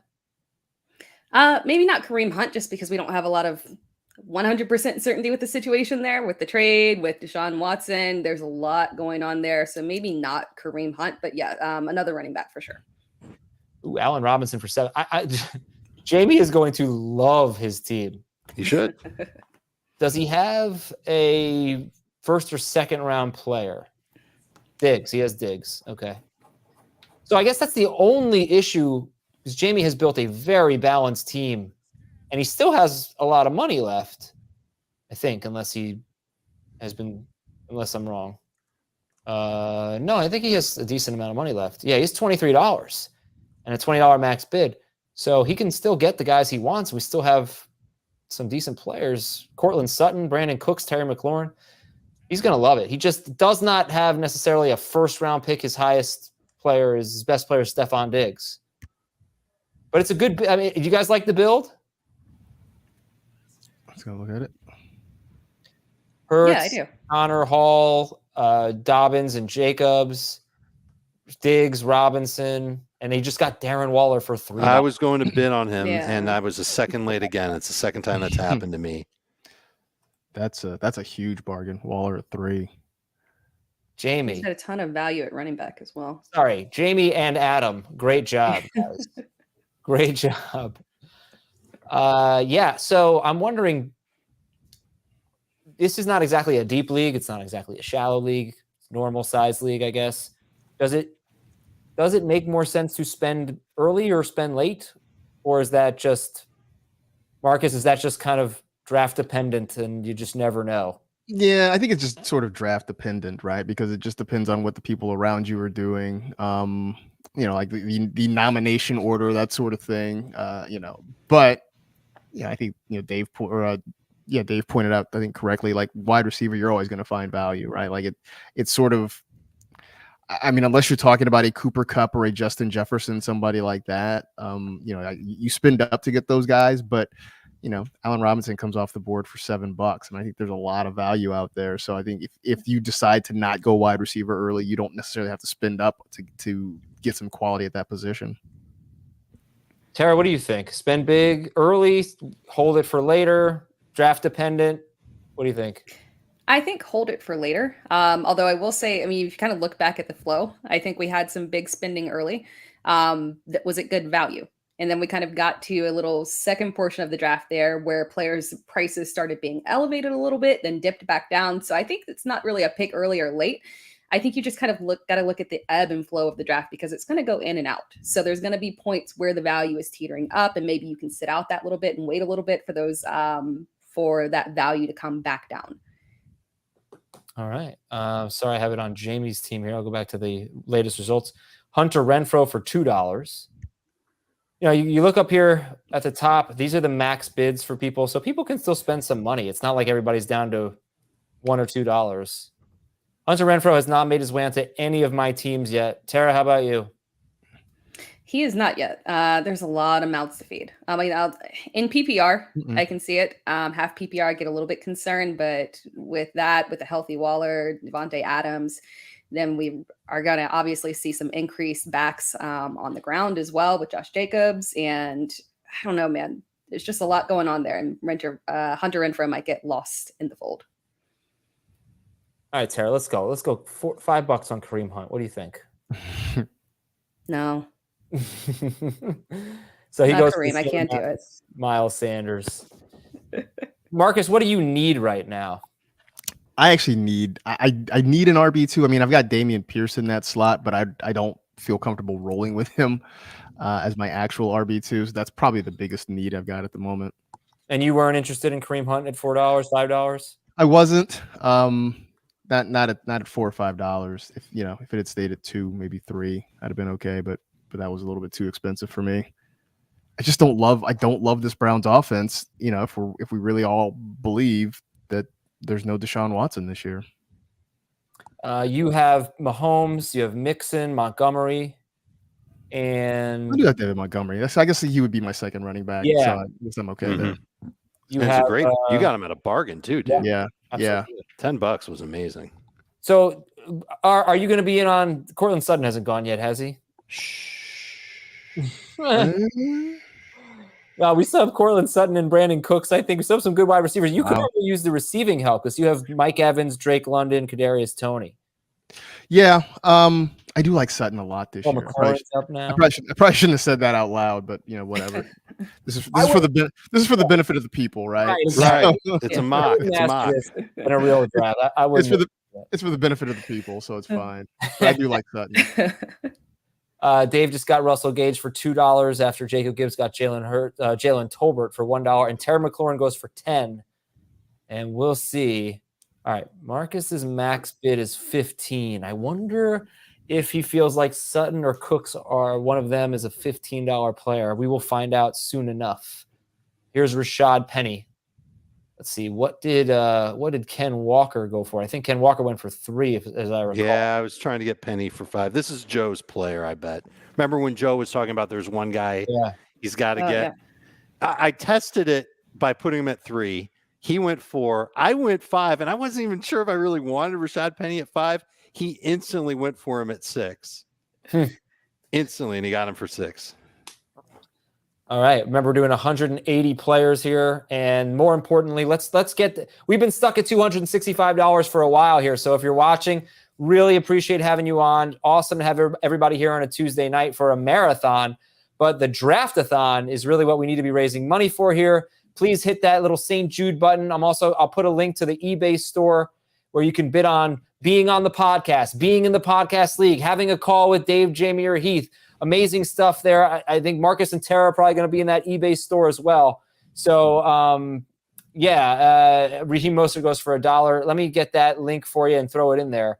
But let's get up to $400. We've got maybe another 40 minutes left. I'm not sure. There's the link for you to check out for the eBay store.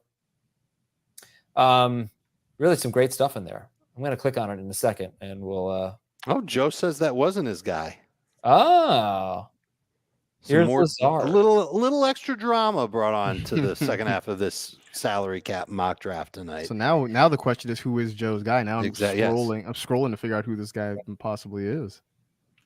There's a couple of running backs left that I like that I'm not gonna be shy about bidding on. I wonder, Marcus, how do you feel about Lazard? Did you want him there? $5. No, I don't know. I'm just taking such a wait and see attitude on Packers wide receivers. I saw Romeo Doubs went earlier for like $1, and I thought that was pretty good. I'll say this: the fact that everybody loves Doubs now makes me really worried about Romeo Doubs. But I think I'm just kind of hands off on the Packers receivers because we really don't have any clue about how this is going to work.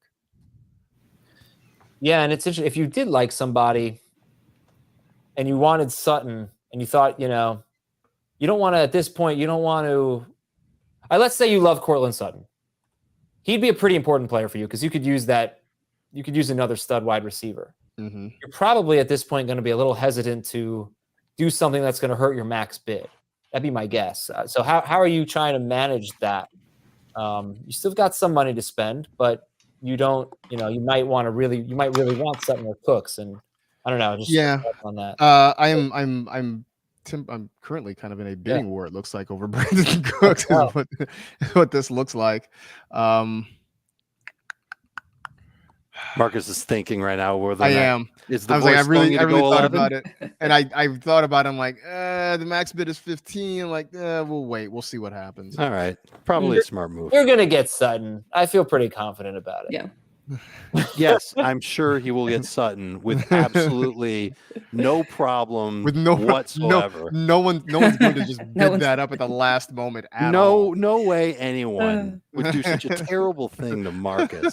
Here we go. All right, let's see. All right. Let's see, he's got him for 2. I'm sure it's going to be fine. I'm sure it's going to be fun. He might go for an outrageous price right now because people might. Well, because Drew right now is just. I'm like, does Drew really want him, or is he just needling me up? I'm trying to figure this part out. I mean, to me, he's a $13 player based on what we've seen. So I'm curious. He might go for more because he's one of the last possibly elite players. 12. Will he go to 14 if it comes to that? We might not have to find out. Bam! Hey, there it is. See? All right. I tried. I put in at 11. I just could not go with 13. Could not go with 13. Jacob, how long were you waiting? Just like 4 or 5 minutes. Not nearly as bad as Joe. I suck, man. I'm so bad at it. But you have my number. You could have contacted me. Well, all right, Marcus. Good job there on Cortland Sutton. There's Jameson Williams. And Jacob, welcome to the show. Yeah, it's been a fun one so far. It has been a fun one. I'm really enjoying this. It's also very nice to not be so stressed out, and because I'm not in it. Because I'd say 2 or 3 times. No, I'll say 1 to 2 times per salary cap draft. I get somebody, and then I go, why the hell did I just get that guy? Why did I hit the +1 button? I got caught up in the moment. Marcus might remember there's a colleague of ours. He works for a different site. I'm not going to say who it is, but every year at the Kings Classic, in the salary cap draft, he does that with every pick he makes. He bids on a guy, he wins the guy, and he goes, "What am I doing? What have I done? I can't believe it." And he's literally like, not only is he one of the smartest people in the industry, he's probably like the most clever guy, totally funny guy, and every single player he just has this freak out moment. It's immediate remorse every time. Let's pick apart Jacob's team here. I'm going to hide our mugs. Jacob is the 4th one in. Dare you? Josh Allen. Very curious about the $11 Josh Allen. Mark Andrews. All right, so you got elite quarterback, elite tight end. You've got Leonard Fournette, James Cook, and Hassan Haskins. Is that right? That's right. Give it into the player pool. Haskins is a good dollar player, potential backup to Derrick Henry. Yeah, but he took him for $17. I don't know what that was all about. AJ Brown, DJ Moore, Elijah Moore, and Jalen Tolbert, and you have Isaiah Spiller as well. And what's your financial situation? What's your portfolio look like, Jacob?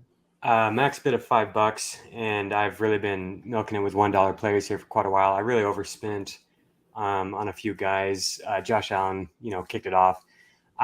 Every auction draft or every salary cap draft I've done ends up the same, where I end up taking all these mid round guys late, kind of like Jamie's team, and get these great values that I feel really good about, and then I have like more money than I even need at the end. I'm like, well, my team is really deep, but like I feel like I could have had better value here. So this draft I went in, I was like, I'm going to get elite players at the onesie positions, and when my guys are on the board early, I'm going to like go for them and bid what I think is the right number. And I just happened to get all of them at the max value I was wanting to bid. Josh Allen, Leonard Fournette, AJ Brown, and DJ Moore.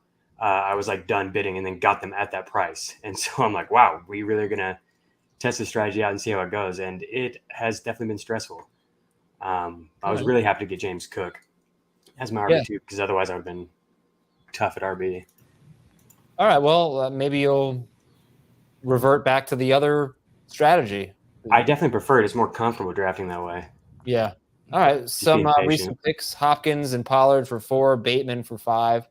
Still have Marquise Brown, DK Metcalf, Darnell Mooney, Adam Thielen. Still have some really good quarterbacks available here. Tom Brady, Joe Burrow, quarterbacks always going to be good ones available. And James Robinson just went for $4. To me. Yeah, I mean, do you feel like waiting for Tara to make a move on that one? I was going to. You still not have an RB2, or what's your deal? No, I do. Yeah. Miles Sanders. That's right. Tara's going to nominate. Unfortunately, I think sorry, it's on. There we go. That's fine. 5 reached 1 past my limit. What's that? $5 reached 1 past my limit. Okay, for James Robinson. Oh, well, how do you feel? You just got MVS for $1. I had him queued up, so that was fine. Okay. We'll go across the room here. We'll go Dave, Tara, Marcus, Jacob. Who do you like better? Scott? Tara, are you on autopilot? Yeah, let me turn that off. Thank you. You don't want Galladay for 2, right? No. Oh, did it go back to me? It did. So hold on. Hopefully Jamie lets me suspend this thing. We'll back out the last pick. We will get that unsightly Kenny Galladay off of your team. Thank you. Yes. All right, so now while you do that, let me ask Tara, Marcus, and Jacob, who's your favorite Chiefs receiver to draft late? So not Juju, but between MVS, Sky Moore, and Mecole Hardman. Tara, you can start. Who's your favorite of those 3? It is MVS for me. I do like the upside of Sky Moore, but I know what I'm getting out of MVS, and I know that he can be that deep threat for Mahomes, and it's going to be a boom or bust player, but for what you're actually drafting him for, I think you can afford it. And there's good upside if he does start to rely on MVS for those deep balls. So I would lean towards, I like Juju, but I would lean towards MVS. Marcus. I'm going to go Sky Moore just because, we sort of seen the MVS movie before and it's fine. But if I'm talking about, taking a swing late, I want to swing for the fences. And I feel like, you have more of a chance to get that big upside with Sky Moore. So I would take him over MVS. Can you make that into a movie analogy where MVS is blank movie and Sky Moore could be... Yeah, you think about that. Yeah, let me think about that for a minute. Jacob, how about you? Sky Moore, Mecole Hardman, or MVS? I'll actually go with Mecole Hardman. I think he's usually the one you can get last of the trio. And I think we've talked about this on FFT, that his splits with Tyreek Hill off the field have been really pretty encouraging. And I think, there's a chance that he gets a full-time role and fills kind of that catch and run playmaker type of role that they need. But it could definitely be Sky Moore as well. Marcus, you got anything? Or I'm trying to like, because I'm a nerd, I'm trying to like think of like Marvel tiers or whatever. It's got to be that. Yeah. Like Sky Moore is kind of like a Shang-Chi. It's like, it's like, hey, this is something different. It's like somebody we don't really know, but it turned out to be kind of fun. MVS is sort of like one of the Thor movies where like sometimes it's good, like Ragnarok. Hey man, that was great, but like the Dark World, that was awful. So I think MVS sort of has that range of outcomes, and like Mecole Hardman. I'm trying to think. It's sort of like Doctor Strange, right? Where you look at it, you're like, man, this could be really fun and really good, and then you watch it and you're just like, it was fine, Okay. Yeah, you don't know this. That's off the top of my head here. That was outstanding, actually. I'm the one person in America who liked Dark World better than Ragnarok. So wow. Okay. I can't even explain it, but that's just me. That's nobody was surprised by that. Dallas Goedert for 3, Marquise Brown for 9. You're going to see a lot of low bids here. Who's got a lot of money left? Jamie has 15. He's got a $14 max. Let's see. Dave has 14. He's got a $12 max. Dave, what do you right now? You just got Melvin Gordon. I need a tight end, and I've got 2 other bench spots. I need to find the players I really like because I'm otherwise going to have a lot of money left over. And Jacob, that's bravo not a good thing. there. Bravo, Jacob. I have really little interest in Cordero Patterson, but for $1, very well done. I agree. I think that's a great bid. Really great bid. See some teams here. I do love that we as a group we all looked at Cordero Patterson and were like, man, that was a really great year last year. But like nobody is thinking that this is going to happen again with him. Well, I think just the odds are against it. He was a 9th-year breakout. He's over 30. He's a converted wide receiver and kick returner playing running back. And the Falcons haven't necessarily done anything to really add to their running back group. But there was a report today that their converted defensive back, I can't believe I'm blanking on his name right now, Williams, I think is his last name. He's been making plays in camp. And Algiers been a little bit of a factor. So I just think that there's a lot that could go wrong with Cordell Patterson, and that's why people aren't excited to take him. Yeah. By the way, I love Drew getting Zach Ertz for $1 because yeah, man. I think he's getting disrespected generally in drafts this year. I have to give this disclaimer out to you, Marcus. You are free to leave whenever you'd like, but we will have you for as long as you'd like to be on. So totally. All right. I can give you a few more minutes. Sure. All right. Excellent. We want to expand on that with why you think Zach Ertz is being disrespected. Yeah. I mean, I think you've got your top 5 guys, right? Whatever order you want to put them, Andrews, Kelsey, Pitts, Kittle, Waller. But I think right after that, I mean, you look at what Ertz did when he got traded to Arizona. I mean, that was a fit that sort of worked for everybody, and he was super productive in that situation. I don't see that really changing. Christian Kirk is gone. I know they brought in Marquise Brown, but Christian Kirk is gone. Rondale Moore still sort of trying to find his way, and they're not going to have DeAndre Hopkins for the first 6 weeks of the season. So I think when you talk about just a consistent, solid option for Kyler Murray to go with the football, I think it's Zach Ertz, and I really think he finishes the year strongly in the top 10. I think after the top 5, you can sort of throw names in the air, and they'll just come down in any order. But I really do believe Zach Ertz is a strong candidate to be that 6th tight end this year. And he had the second most targets among tight ends behind only Mark Andrews, tied with Travis Kelce after the trade. And I'm trying to find I always forget exactly what it is, but he had maybe a ton of green zone targets. I'll tell you that. And where the hell is that stat? It's very impressive. If I can. Now I feel bad about my Cortland Sutton at $12 when DK Metcalf goes for 10. What do you feel like Metcalf better?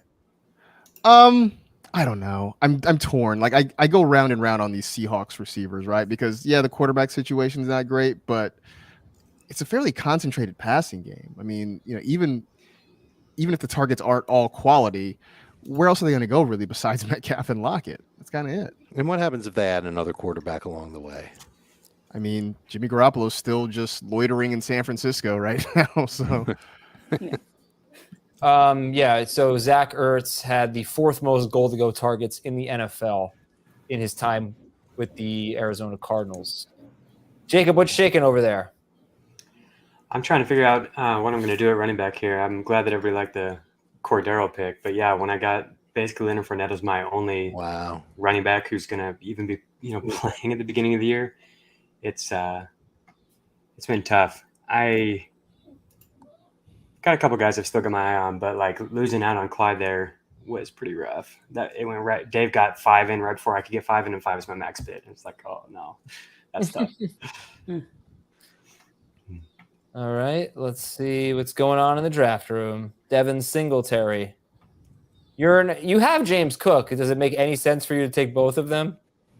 No, I'm just all in on Cook at this point. I don't. It's kind of like Rashad White is who I would be targeting if I didn't have Fournette, and I still might, for $1 or $2. But yeah, how I like to draft. I generally don't handcuff and want as much upside as I can get. Well, folks, I think I gotta politely bow out Sure. at this point, but I appreciate you guys having me on. Before you go, what's happening at NFL Network and NFL.com? Yeah, well, we are back doing our podcast as a streaming show, so that actually started this week. So you can check that out on NFL.com. You can also find it on YouTube. Also, starting on Monday, NFL Fantasy Live is back for our preseason shows. We're doing a handful over the next couple of weeks, so you can check that out starting on NFL Network. And NFL Fantasy Live is back for real for the regular season starting August 29th. Thank you, Cool. Marcus. It's great. And you're going to be on the Draft-a-thon as well, so don't forget. I will be on the Draft-a-thon as well. I should nominate a player, though, before I go, right? Okay. Let me do that here. It's probably going to nominate one for me. Let's see if we can find somebody fun. Maybe I should sort by all here. Somebody fun. Still have Darnell Mooney. I mean, Darnell Mooney. Okay, there you go. JD McKissick. Have fun with that, everybody. How do I know? How do I know I'm going to end up with him for $1? Like just because. I already put it in on my spreadsheet. You got to. Like it's totally going to. There it is. There All it right. And on that note, good night, everybody. There you go. Later, man. What an exit, folks. That's great stuff from Marcus Grant. All right, who is Ship the Points talking about? Jacob looks like the kid from Stranger Things. Mike?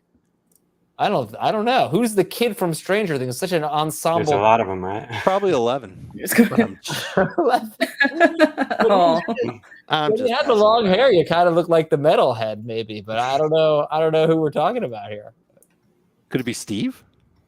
No, I think they're trying to. Why am I only thinking of the actor's name? Noah. Will? Yeah, You think so? but not the atrocious hair. So you got that going for you. They all have atrocious hair. Not Steve. Oh, Steve has great hair. Steve's 30 years old though, so kind That's of weird. Yeah, isn't that weird? Strange. And Eddie. Eddie's What'd got you say? classic hair. Eddie's got classic hair. He Eddie? does. I don't like that hair. It's too messy. Like too frizzy. Yeah, I bet you had that when you were in middle school. No, my hair didn't grow down. It grew up. Dave? No, I don't, unfortunately. 'Cause, well, I'm 46 and male pattern baldness is a thing. All right, let's look at Darnell Mooney here. Darnell Mooney is up for bids. He is the best player available, and Dave has a $5 offer on him. Can anybody? Yeah, a few people can go higher than that. George goes 6. Let's see. Drew can go 11. Might as well just get the best players now, right? Let's go for it. That's what I tried to do, and I lost. 30 players left, so You can just get such good values at this point in the draft. Like T. Higgins went for $12, Darnell Mooney for 6, Deontay Johnson for 5. yeah, I know. That's pretty much how I always do salary cap drafts. Yeah, And I've been regretting it as I've watched them go on this one. I really thought somebody hacked your account when you took Josh Allen for $11. I had him valued at 12, and I have been building a lot of Buffalo stacks lately, but I kind of blanked that Gabriel Davis was our first player off the board. I totally forgot about that. Oh yeah. It was an in the moment decision. It was a mistake. Adam Thielen goes for 6. Here's Alexander Madison. Do you guys? I think Jacob, you alluded to it. How do you feel about handcuffing in these formats? Is it any different than in a snake draft? I mean, it shouldn't be, but for some reason, I feel like it kind of is. Just I don't know. Because you want a handcuff at a cheap value, but if you nominate him for $1, you might have to end up spending 3. So what's your handcuff strategy if there is one? Dave. Did you ask me? I thought you asked Jacob. I didn't ask anyone really. You just left it out there. You can ask me whatever you want. My team is built. The handcuffing strategy is basically the same here as it would be in a snake draft. The stud running backs who I think have a running back behind them who could be 80% of them. Dalvin Cook to Alexander Madison is a really good example. Yeah, I don't mind targeting him, and it's actually a good reason to take the stud running back, because if you get Dalvin Cook, you can say to yourself, okay, before everybody gets excited about Alexander Madison in round 10, I'll take him in round 9. I know that's going to be my pick. And you can do the same thing here. You can earmark $3 off your budget to have for Alexander Madison if you get Dalvin Cook. The weird thing that'll happen very occasionally in salary cap drafts is that Madison might get nominated first. Right. If that happens, and let's say I get Alexander Madison for $1, does that mean that I'm on the hook to get Dalvin Cook? Does that mean I have to spend 30% of my budget to get him? You don't have to do it, but sometimes it works backwards like that, and you might feel a little obligated to go in and make a run at Dalvin Cook since you've already got Alexander Madison. But for the most part, I think, and I think fantasy managers need this as part of their draft prep. They need to find a list of who the backup is to each starter, what round the ADP is, and how good they can be. And it's not the same across the board. If I get Christian McCaffrey, I'm not really that interested in getting Deontay Foreman. Maybe in a deeper league, I'm happy to do it. And even with all of McCaffrey's woes, I know that Deontay Foreman won't be 80% of Christian McCaffrey. He might be 18% of Christian McCaffrey. He won't be that bad. He'd be like 40% though. And that's something that you can't feel excited about. But what about, I think at this point, I'm just going to show the draft board so people can take this in here and get our faces off. What about the idea of, I'm not sure if you specifically answered this. You brought up the scenario of Madison being nominated first, but what if you go into the salary cap draft saying, I'm going to nominate Alexander Madison and I'm going to nominate him for 1. Let's say it's $100 budget. I'll nominate him for 1. If say he goes to 2, I'll go to 3. That's my cutoff. And if I get him, I'm fine paying up for Cook. And if I don't get him, then I'm not taking Cook. I think it happens so rarely that unless you nominate Madison first, you shouldn't count on it happening. How many backup running backs were nominated? No, you would do it. You would do it. Yeah. You would. Okay. So in your situation, you're saying I would do it on purpose. Yes. I think if that was the problem with that plan is that you're getting Madison for more than a couple of bucks potentially. And you're going to hit yourself to that. And you know that everybody else in the league is going to be interested in Dalvin Cook. I almost said James Cook. Jacob would have liked that. That's true, right? You do. You could just be stuck with Alexander Madison, which, is okay. But if you overpaid for him, that's going to be a tough pill to swallow. Okay. How about Aaron Rodgers going for 2 and Tom Brady going for 1? Nothing makes me SMH more than feeling like I got a good value at quarterback, which I feel like I did with Lamar Jackson for 5, and then watching Tom Brady go for 1. Yeah. And I just go, man, I just wish I could take those $5 away from Lamar and put another one on to Brady.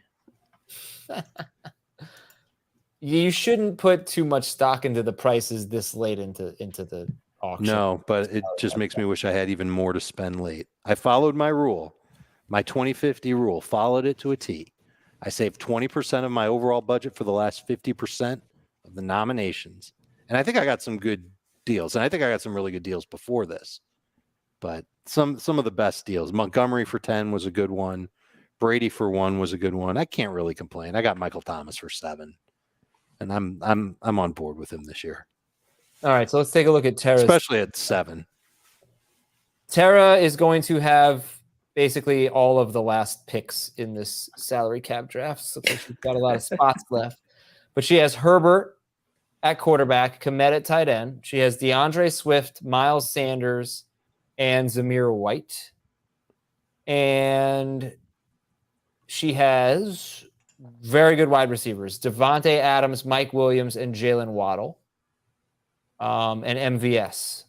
So RB2 is a little weak, Miles Sanders, but that's okay when you have Devontae Adams, Mike Williams, and Jalen Waddle, and Juju Smith-Schuster as your number 4 receiver. So what do you think of your team? I wanted to be aggressive at wide receiver. It is only a two receiver league, but it is 2 flex. So I feel like getting that advantage at wide receiver is good. The only thing that I would regret is quarterback. I don't typically go for quarterbacks early, and I wish I had waited a little bit because the value for a lot of these guys late is just fantastic, and I would have been able to use that somewhere else. But yeah, overall, doing good. Grabbing handcuffs. All right, Jacob. Let's take a look at Jacob's team. Josh Allen and Mark Andrews. Very good wide receivers, A.J. Brown, DJ Moore. He loves Elijah Moore, so he's got Elijah Moore as well. Jalen Tolbert and Paris Campbell. Every story you hear about Paris Campbell is originated from Jacob Gibbs. He's the guy who creates the buzz. I've loved the talent since he was at Ohio State too. So I'm with you on him. I just hope he can stay healthy, Jacob. Leonard Fournette, Cordero Patterson, James Cook, Isaiah Spiller, Rashad White, Sony Michel, Hassan Haskins. How do you think your team turned out?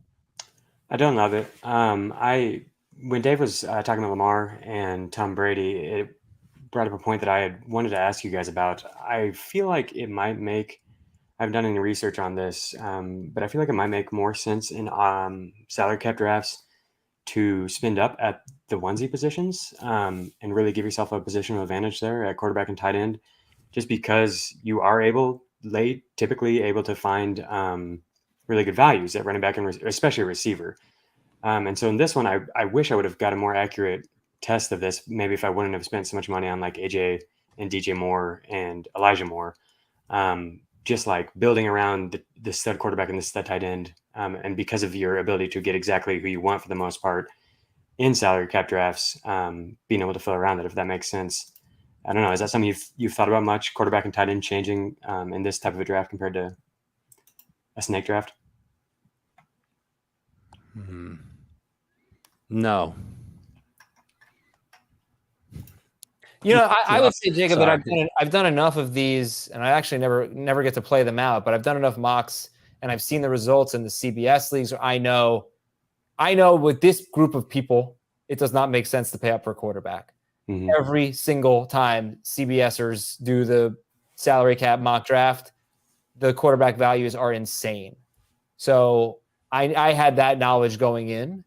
But yeah, I know you weren't really asking me because I'm not in the draft, but I wouldn't change my quarterback or tight end strategy in a salary cap versus snake. I would only do it in a scoring format or depth, 12, 10, 14 team league. That quarterback tight end strategy would not change in this format that I can think of. Tara? No, I agree with you. I wouldn't change too much. Again, I would have far preferred to stick with a lower end quarterback. I guess, Jacob, though, if you thought about it, like, I feel very confident that at the last 30 minutes of the draft, when most people are basically out of money, I'm going to scoop up all of the Darnell Mooneys and the Cortland Suttons and the T. Higgins, and I'm going to save maybe $10 from what they should be. And that will allow me to go more aggressive for just elite players, whether that's a quarterback, whoever it is. But yeah, that's the thought process. I just think there's more upside I think you can potentially build a better team in salary cap than you can in any other format, right? Just because you're able to get more values late in the draft. We got to get some specifics here. Cowboys choke 09. Some of you guys drafted horrible teams. You got to name names. Call one out. Let's go, Cowboys choke. You name some names here. Who drafted a terrible team? We can take it. Remember, it's a mock. Has Adam lost his mind? Scoop up those guys late? No way. That's exactly what happened, Jack. I'm saying, those guys late tonight, they went for slight discounts. But if you get 3 of those guys at a slight discount, all of a sudden you save $6 to $8, and it's a big deal in $100 budget. Oh, here's this schmuck again. He hates me. Every show he calls me that, and he hates me. All right. He waited. There isn't 7 minutes. Really? I just think it's so appropriate for 2022 to call someone a numbnuts. It's ridiculous. I mean, it's the phrase that everybody uses to insult everybody. And he thinks that I draft Devontae Smith all the time, and he calls me numb. Look, where is Dante Smith? That's definitely not how you spell his name, Don Saxby. His name is Devontae Smith. Don't autocorrect. Take 5/10 of a second to proofread your comment. And how mad you are. Be bad. No, guys, it's ridiculous. Maybe he wants to know where Dante Smith is. Maybe he doesn't mean Devontae Smith. Maybe he's referring to somebody else. Where is Dante Smith? All right, Jack, you're saying Sutton and the others you name will go early. I'm talking about in a salary cap draft. And you don't know when Sutton's going to go. There's going to be wide receivers in the rounds 3 to 6 range. Some of them are going to go really late, and they're going to end up being really good values. It's just going to happen. You're not going to get you're probably not going to get a great value late on a first-round pick, but a fourth-round pick, those guys, some of them are going to slip through the cracks, and they're going to be available when a lot of other managers just don't have money or enough money. And you are going to get that. I mean, we saw it in this draft, right, Jacob? I mean, this is what I'm talking about. T. Higgins, what you said, and I think he went for 9. Brandon Cooks went for 10, or maybe Higgins went for 12. I don't know, but it wasn't like, oh my God, they didn't go for $4. But if you went in knowing you could get some round 3 to 6-ish players and save a few bucks on each of them, then you could spend more early on some studs. I guess that's what I hope that was clear. Is that clear? I don't know. Yeah. All right. Thank you. Adam is great except for his love of maintaining a mandatory tight end. Screw you, Matt Savage. That is the best part of me, is the mandatory tight end requirement. No, thank you. I appreciate it, Matt. You got to start a tight end. Come on. What is this? I don't even know how to finish that sentence. Well, you can figure it out while Chris finishes off the salary cap draft. He's, I believe, the last person to spend money on anybody. Everybody else has a roster. On Donovan Peoples-Jones. No one went for Isaiah McKenzie, not even Tara, who I sent a message to saying, get Isaiah McKenzie. Unless McKenzie, he's still available. That's my draft chat inexperience there. I saw it pop up and I didn't even know that was for me. Let's check on the important thing here. We wanted $400. We had $355 raised, and that's really awesome. So thank you all so much for donating to St. Jude and for the Draft-a-thon, for supporting the Draft-a-thon, which is going to be, it looks like it's going to be August 31st. We're going to keep you posted on the date and the time. Tara will be there. Dave will be there. Jacob will be there. Marcus is going to be there. We're going to have so many amazing industry guests. And I want to thank Drew and Joe and Marcus for coming on and helping us out tonight. And there are the results in front of you. Take a picture. It'll last longer. And we will. Thank you. Thank you, Tara. Tara, you can be on every show. You're the only one who laughs at my jokes. I love it. Thanks, everybody. So tomorrow morning, running back preview part 2, wide receivers on Thursday. What time is the show tomorrow morning, Adam? 9 a.m. 9 a.m. I got 11 hours to go sleep and get ready for tomorrow's show. I'm talking to you in 11 hours. Cool. All right. I'm going to get rid of this. Sure. And good night, everybody. Thank you all. We will Draft-a-thon. Donate. Go to that eBay store. We'll talk to you tomorrow on Fantasy Football Today.